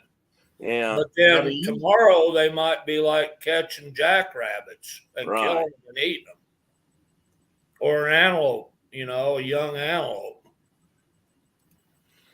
Carol asked, but wasn't Archaeopteryx the first fossil found that showed feathers on a dinosaur? Well, I'm going to say I thought it was because they showed it. They depicted it that way. I mean, that's because it was one of the first, and it was one of the first that linked the dinosaurs more to birds, as I recall. Now, that may... It was the first, absolute first creature that they found with feathers preserved from Germany. Preserved is the key word that they figured out later. But it had teeth in its head. And they're like, well, that's weird. And then if you look at its skeleton, it looks an awful lot like a Compsognathus, which was, they just figured was, at that time, was just a featherless dinosaur, little small dinosaur. And but skeletally, they're just almost identical. It's eerie, actually. And this thing, Carol, remember the story, was found in a mine in Germany, or the first one, and it was between 2 layers of slate or shell type rock, whatever kind, but anyway, it's the kind that peels off in layers. And since then, I don't say since then, I've seen in other places examples of where they same or similar rock is on the coast or in a different location and different topographical type region, and there'll be fish between those layers of rock, or nautilus is laying between, squished in there, and it's all that process of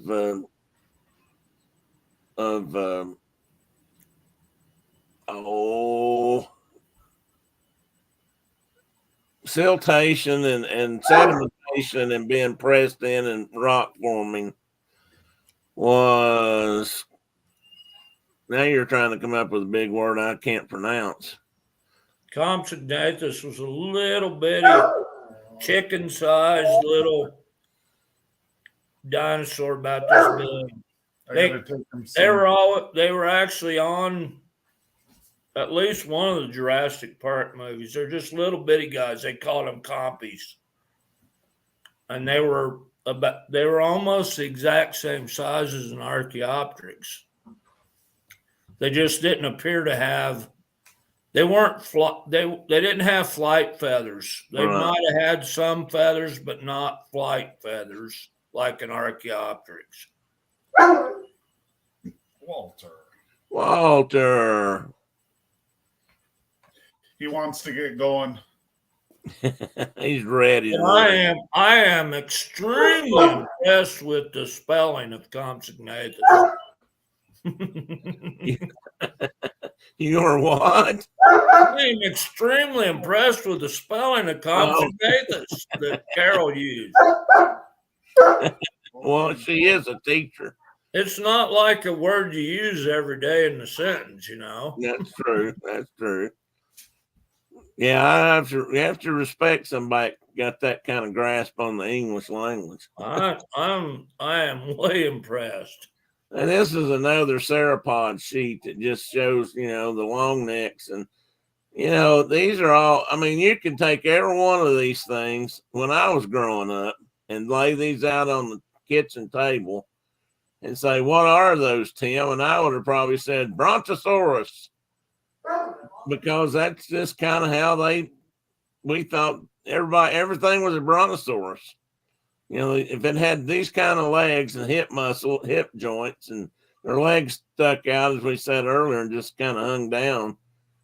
I mean, they were some kind of brontosaurus. Even Fred Flintstone, everything he ate was a brontosaurus steak. Brontosaurus burger. Yeah, brontosaurus burgers. Get me a Bronto burger.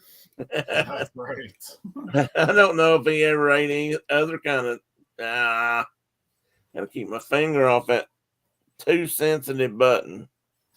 So I got a good buddy in eastern Wyoming, and on his ranch, he called me and he said, "Hey, I'm finding these weird, like they look like rusted pulleys, like an old." And he thought they were like some kind of man-made object, and they were laid out on the ground in a series that was probably, I don't know, 50 feet long. And it was a sauropod backbone. Oh, wow. And I dug a couple of the vertebrae up, and I'm like, dude, this is a dinosaur. And you need to have somebody come here and, do something with it. Yeah. And he was a history major in college, and he was like, you're darn tootin' I will. So he called the University of Wyoming. They came over and excavated it, and it was nearly complete. It was pretty cool. The skull was there and everything. And what did it turn out to be? It was a Diplodocus. A duck, one of the duck bills, right? No, it was a Diplodocus. It was a sauropod. Okay. It's got to be on that sheet there. Yeah, I know it. I have a picture of it. I may even have a picture anymore. I don't know. Well, no, it is, because I saw it and actually may have put one on my slides. It's a real long neck, long tail. It wasn't one of the bigger ones. I mean, it was big. It was enormous, actually. But not gigantic. But it wasn't gigantic like an Alamosaurus or something like that. But yeah, or the couple of the biggest ones they had. What was one? Well, I think I've got it in here. Not the biggest, the Gigantor or whatever he is in China now. They think might be the biggest. I just dropped it. What are you laughing at? I'm just laughing at Carol. I don't remember that. She always makes me laugh. I just dropped these in here because all the different changes, and Yeah, and see, none of those are dinosaurs. Right. Either side of the page. Pterosaurs are cool, but they're not dinosaurs. And they're not birds either, right? And they're not birds. Nope. And all those tylosaurs and things that were living in the ocean, none of those are dinosaurs, but they were way cool. Yeah. And Mosasaurs and plesiosaurs and ichthyosaurs. And don't some people think if Nessie exists, he might be a plesiosaur? Well, yeah, I mean, that's, if you're like hunting Sasquatch, certainly. Yeah. What do you think, Mike? I think You're our resident. Huh? I think he exists. No, we're talking about Nessie definitely was has been identified as a plesiosaur. Okay. Yeah, there's just a secret tunnel that he uses, right, to get out to the ocean. Yeah, something like that. That way down deep. Cherie, Absolutely. Merry Christmas, Cherie. Glad to see you in. I want to make sure I catch you. I missed you yesterday. And probably till you had to leave. Right before you had to leave. I apologize. And here's some, and you're seeing, some of these different spinal configurations and weird looking dinosaurs, even more weird looking dinosaurs. But these are things they believe they found skulls of, and this is how they think they might have looked. Oh, Walter. And some of them are really strange looking. And these over here have feathers, and some of them have feathers on the tail, and some of them have feathers in other places. Like Mark says, sometimes they're just small ones that have feathers, and they can look at the skin. One of the ways they tell is by, I don't know, it's not a follicle, is it, Mark? But where the feathers grow out, you can tell. Yeah, it's basically where a shaft of a feather would have grown out. They got bumps all over their skin, like they had, like if you would de-feather a chicken, those feather attachment points Yeah, are clear on dinosaur skin, some dinosaur skin. yeah, yeah. And a lot of these really, really weird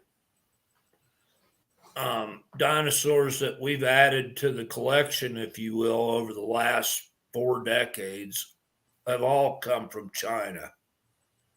Yeah. Or Mongolia or places like that, which had a long history of, I mean, that's where we found out that they laid eggs. They found nests of, what was the little tiny ceratops, protoceratops, the little, the little guy. Early one. They figured out that dinosaurs were egg layers because they found like the skeletons of protoceratops laying on top of nests of eggs. Yeah. And we have since found, buku eggs and maybe we found them even there before. I don't know, but eggs in Montana and Alberta and pretty cool stuff, I think. Errol said, Nancy, do you see what she said about I can't even say it right. Hey, I saw Uncle Cy Robertson up. He set a hook in Nessie and like wrestle it for a while right there on the TV. I missed that. And he wasn't at Loch Ness, he was at Loch Leven. Oh. Which is like 150 miles apart from Loch Ness. And he's like, well, there's subterranean tunnels. That's right. That's what Mike says. That connect it all up. So it makes sense. Okay, how do you say that? Quetzalcoatl? I can't remember how that's pronounced, this word. Quetzalcoatl. Quetzalcoatl. Is that right, Carol? She likes that word. She's spelling words right now. She's just showing off. Now she's showing off Quetzalcoatl. I can't say it, just let's spell it. And this guy should look kind of familiar. I don't think it's the same, but this is a Carnotaurus. Hey guys, And they call it that. He looks kind of like a bullhead. He's got horns out top of his head, and the dinosaur that you're being chased by if you ride the dinosaur ride at Disney World looks a lot like a Carnosaurus. Maybe they even call him a Carnosaurus. I can't remember now, but now remember it's Carnotaurus. Carnotaurus, excuse me. Yeah, it's Carnibull. And he was, and he had probably of all the theropods that I've seen over the years, he probably had the least developed front legs of any of them. Even less than a tyrannosaur. and he would have been a bad thing to encounter if you were a prey item in Argentina a long time ago. Yeah. And that, I think they've only found like one complete skull of him.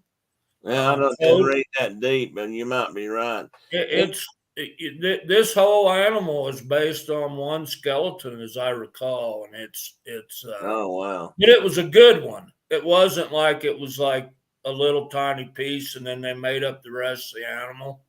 It was a pretty complete specimen. But Well, the one thing I did read said this guy was pretty big. Apparently, he was built on a lighter frame than like a T-Rex. Yeah. So they think he might have been much faster, even though he was a pretty good sized boy. Run you down in the forest and catch you. Yeah, and catch you and eat you. There was I don't know who even did the movie. There was they did a really well done 3D animation kind of a movie. Maybe it's just called Dinosaur. A couple of decades ago now, maybe only 15 years or 17 years ago, and it had a whole series of creatures on it, and it happened in South America, and the bad guy, of course, was the Carnotaur. Was what? Was the Carnotaurus. Oh, okay. The good guy was like some kind of a duck-billed dinosaur, and the bad guy was a predator, you know.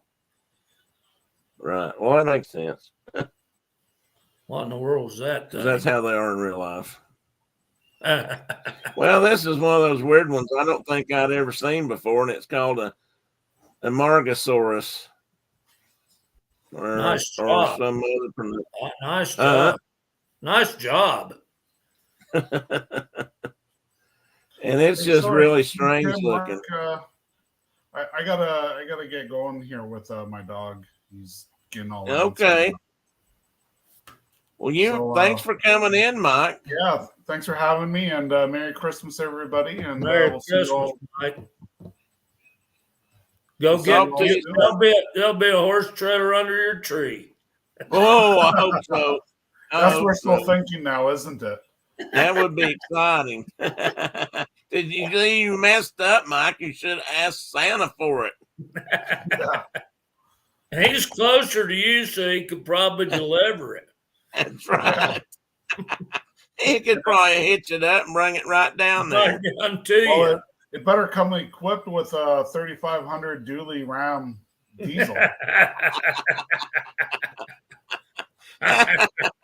Just don't ask for too much all at once. If you're gonna go big, you better go home. All right, Mike. Merry Christmas to Canada. Thank you. Yeah, and Walter. Happy anniversary to you guys. Well, thank you, sir. And we'll see you all in the chat. All right. See you around. I'll see you somewhere this weekend or talk to you or something. You betcha, guys. Oh, Dinah says, I'm still here. No horse trailer or horses. You weren't supposed to be listening. I thought you were decorating the tree. That's a party pooper, I tell you. We're gonna like just beat you down, Diana. We're gonna wear you down here. Although we've been trying for weeks, and so far we've not made a lot of progress. She's still pretty much in the same position, isn't she? Yeah.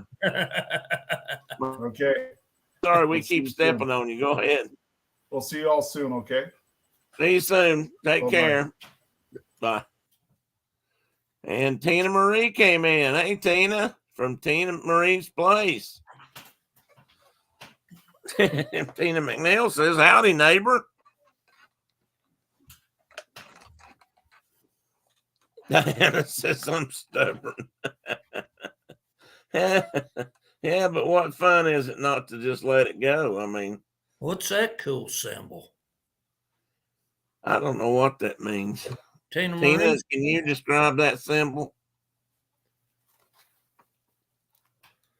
Oh, anytime, Mike. Anytime you want to come on, especially if I'm here alone, because I need, I do better if I can bounce it off somebody. I'm just like Johnny Carson and Ed McMahon. And I don't even care which one of us is which. No, one of my favorites.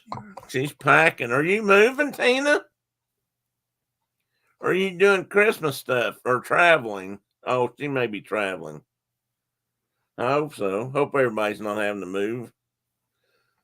I'm doing that for everybody else.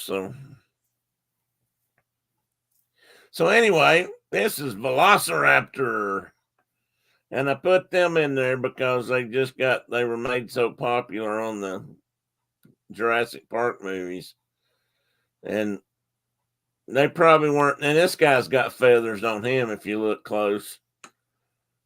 So he was a fairly small version of this creature. Yeah. There were a lot of species of this animal. Not this. I'm saying this animal. Similar. There were a lot of species of the dromaeosaurs, they call them. Yeah. And they all had that big toe that with the big, wicked claw on it. They got that wicked claw on their back foot. And I was talking about a little ceratopsian earlier called Protoceratops, which was in China and Mongolia. They found him somewhere. They found the first ones of them in Mongolia in the Gobi Desert, and and this was probably their main They actually have fossil. They caught predation in an act, and something bad happened when it was going on. It got the predator and the prey animal, and it was Velociraptor and Protoceratops, and they were a pretty small dromaeosaur, but the ones on Jurassic Park were too big. Yeah, and it talks about that. I mentioned that in there. They were probably more along the size of it, maybe even a Utah raptor, maybe not quite, but so there's a lot of these kind of creatures, species of this form of animal that have been collected right here by me, and in Utah and parts of Wyoming, and they're much larger than a velociraptor, but they would have been they were definitely quick, active, predators capable and likely hunted in groups and were capable of taking down much larger prey than themselves. You may have just said this, but did they hunt in packs or groups? That's what they think. They think they were group predators and hunted things like wolves would do today, or a pride of lions or whatever. And that, if you were a prey species, this would have been a bad day to encounter one of these critters. Yeah. Teddy's thing about attacking a dinosaur. We had a cardinal on the back porch. So you and I drove by the spot where they collected Utah. Yeah, you pointed that out. I mean, the quarry where they found that first one is right there off the highway. When we went down towards Moab, and they were much larger than Velociraptor. Tina Marie says that symbol you were asking about is Mickey's in the middle, and then with the deadly hollows from Harry Potter, and then the sandy color represents the beach and the ocean waves around the circle. So those are waves. So it's a combination of things that she likes, I'm thinking. That's cool. Oh yeah, I see. I always wondered what that was. I always see Mickey in the middle, right there. Yeah, right there. It's like a hidden Mickey.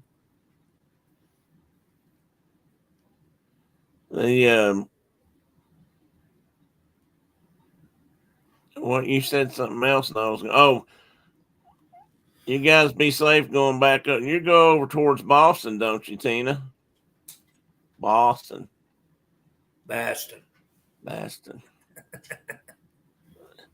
What's the okay, clam chowder, Tina? Red or white?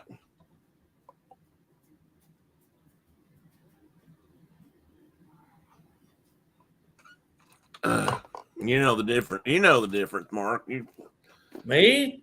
You like New York chowder's red and New England chowder's, white I sauce. don't know nothing about clam chowder. Oh, I thought you and I had talked about that.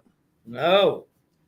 New York chowder has as a tomato base, and New England is a cream based. I guess if I'm saying that correctly.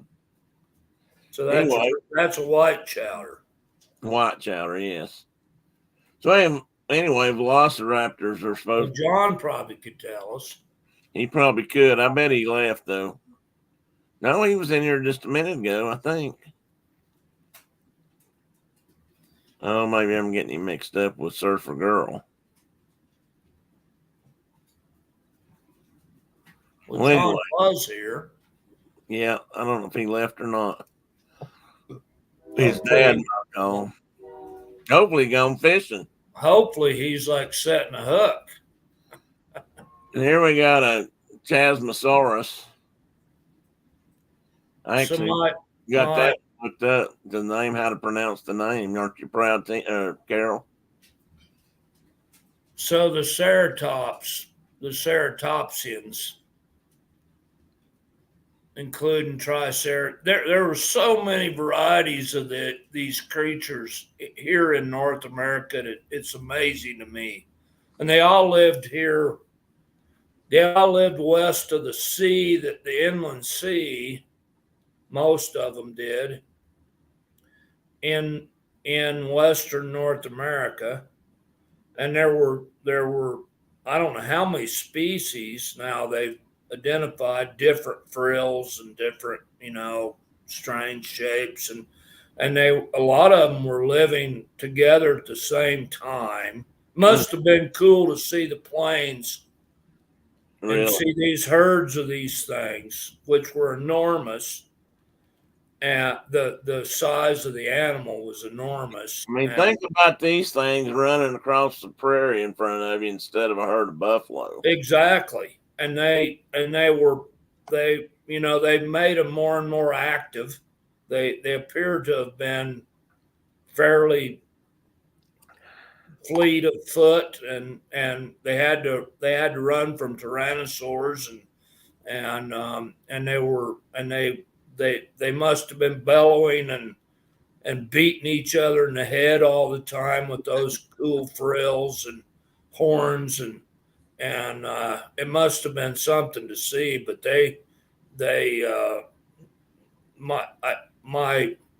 my youngest son-in-law and I, our favorite dinosaurs is Triceratops, and his son Owen, his favorite dinosaur is Tyrannosaurus Rex, which ate Triceratops.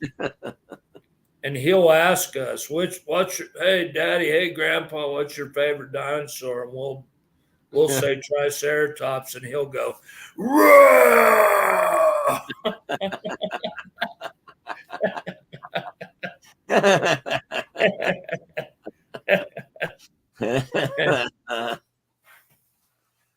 It's that whole predator-prey interaction. Yeah, he's a funny boy. He was a tyrannosaur for Halloween. Hey, say hi to Miss Carol. Miss Carol and Donna's in here. Mark's here. Hi, buddy. Yeah, you missed Mike. Tina McNeil's here. Tina Marie's here. And did I say Carol was here? Surfer Girl Sherry's here. He just has that look on his face like, you should worship me. You're not like that, are you, buddy? I'm not going to make eye contact with you. You should just worship me. I love the statement you made when I was out there seeing you and I said something about I wanted to I think I said I wanted to have a trained cat to put in the book, the story I was thinking about. And you said cats, you can't train a cat. They're too proud. They are. And I don't think you nailed it. I think you're right. They're not gonna bow to training. That's why they're so aloof. They're just too damn proud to acknowledge you bipedal human beings. You don't even have good fur. You're lucky I grace you with my presence. Exactly. Is that how you feel? Yeah, I don't think so. I don't Oh think no. you Sri might. Mastati. Oh, I'm sorry, Cherie. Just go back a couple of minutes. You should be able to see him. He's already laid down. I don't know that he'll get back up. You want to get back up and say hi to Cherie? She missed you. He might be down for the day. He just buried his head and closed his eyes. Do we have anything cool like football on today? Yeah, there's all kinds of football on today. In fact, if I had the right kind of TV, I could watch the Bills play the Chargers. is that today? That's today. I didn't say. I was looking. What kind of TV does that take? One of them streamy deals. Oh, well, who's carrying that? Weird TV. That's how they're gonna own everything we own. Yeah, true. Through streaming services or whatever. You got to have like 411 streaming services to watch anything anymore. Although I read something either this morning or last night where Warner Brothers, or MGM Studios, whoever has Warner Brothers is trying to buy up. This really surprised me. They're actually looking at buying up Paramount, which is fairly new, but that's a CBS owned thing. That's where all the CSIs and I think Yellowstone's on there. But I mean, we've got like just on our TV, we've got Pluto and Paramount and Amazon, and it's gotten ridiculous. Yeah, it is. And every time you click on something, they want you to subscribe. And it's like, well, I already did. Yeah, true. Okay, I missed that guy. This is Ankylosaurus, Sauria type critter. There's a lot of different ones of these. I really like this guy though, because he's got that club on the end of his tail. And I can just imagine him whopping his fellow critters on the head with it. And they found tyrannoskeletons that were definitely, their legs had been broken and maybe healed from ankylosaur wounds from the, getting a club put to them. Like, well, leave me alone. You're not going to eat me today. Not today. Well, and the ones with the spikes on their tail, they're the same family or group, aren't they?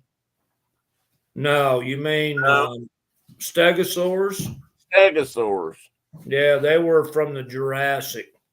Oh, well, a different time period. They were a critter that was defending themselves against allosaurs.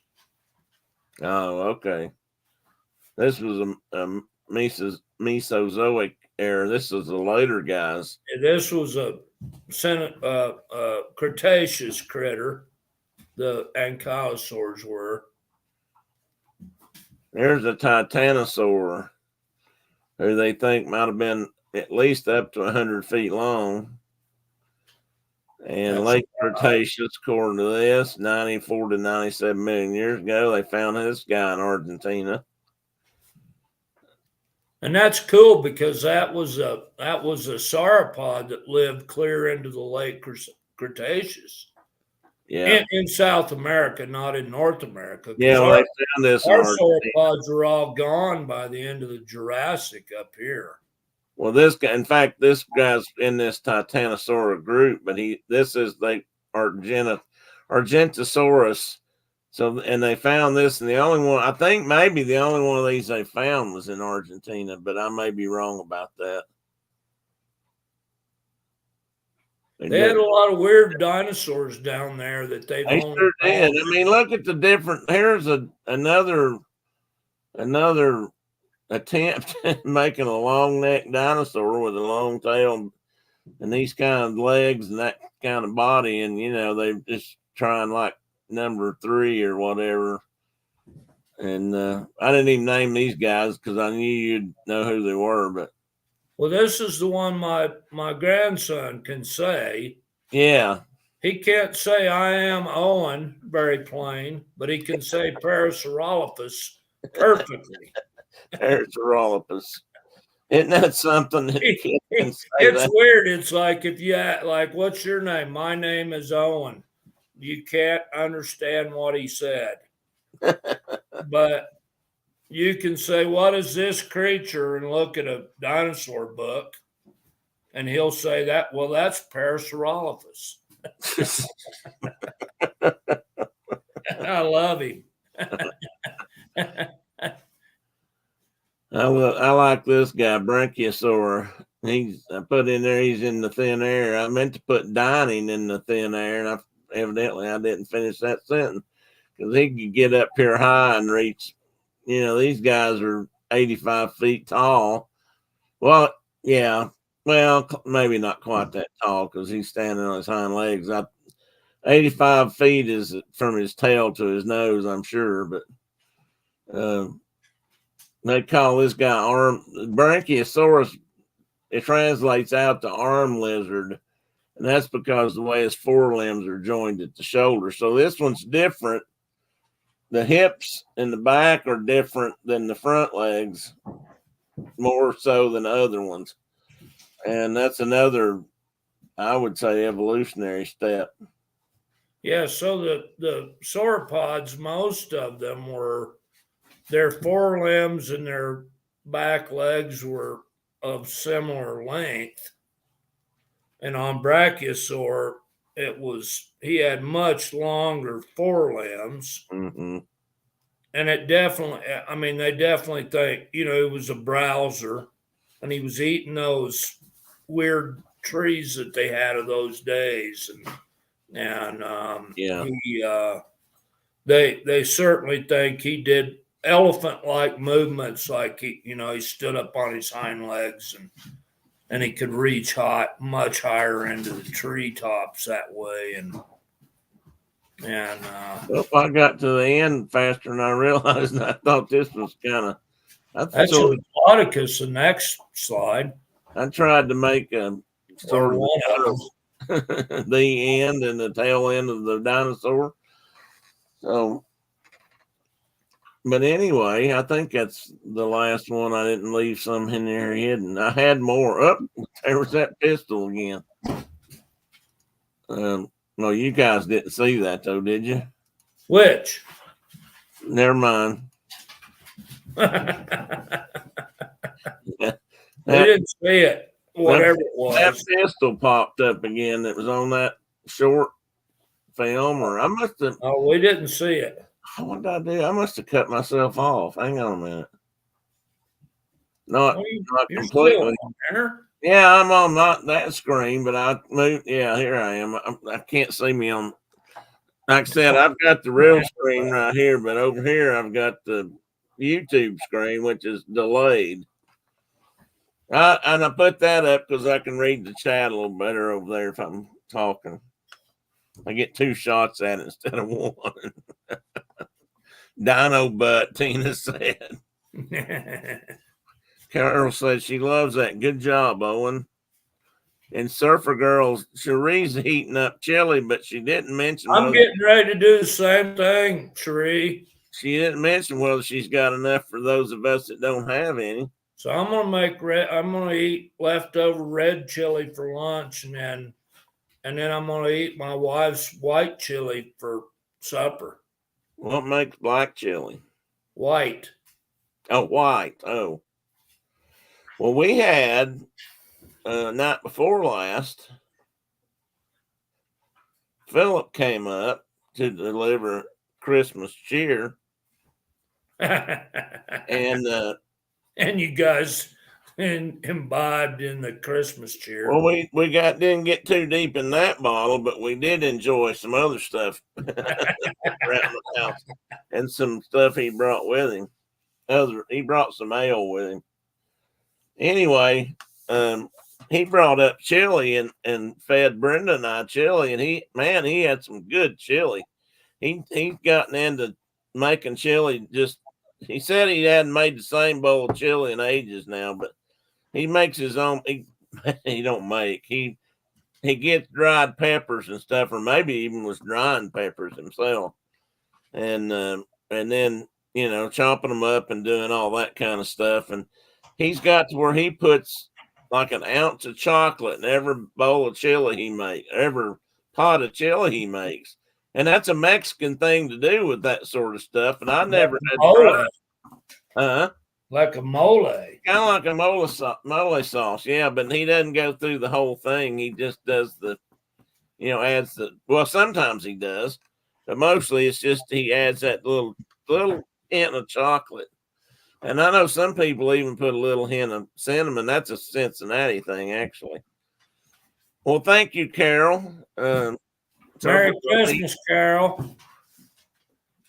You're welcome. Nice chatting with you, and I hope you have a very Merry Christmas. I hope maybe I'll see you guys, some of you around the world here Christmas Eve or something. I might just pop on Christmas Eve just for the heck of it, but I'll put something on my list if I do. It'll just be for fun.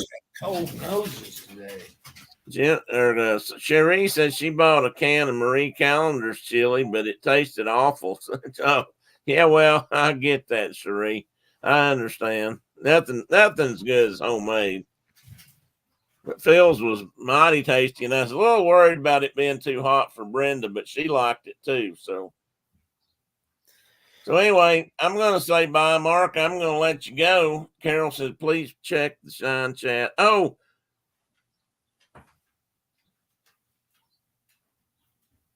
somebody's using my name or trying to. Okay, I'll do that. You sent me some photos. Did you want me to show those, Carol? Because my over 65 brains can't remember what you said.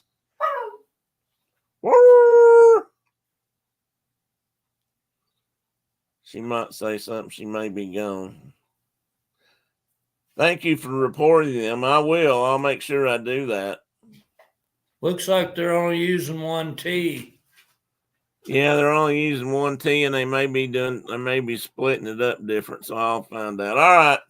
Well, Mark, you have a very Merry Christmas. Merry Christmas, all.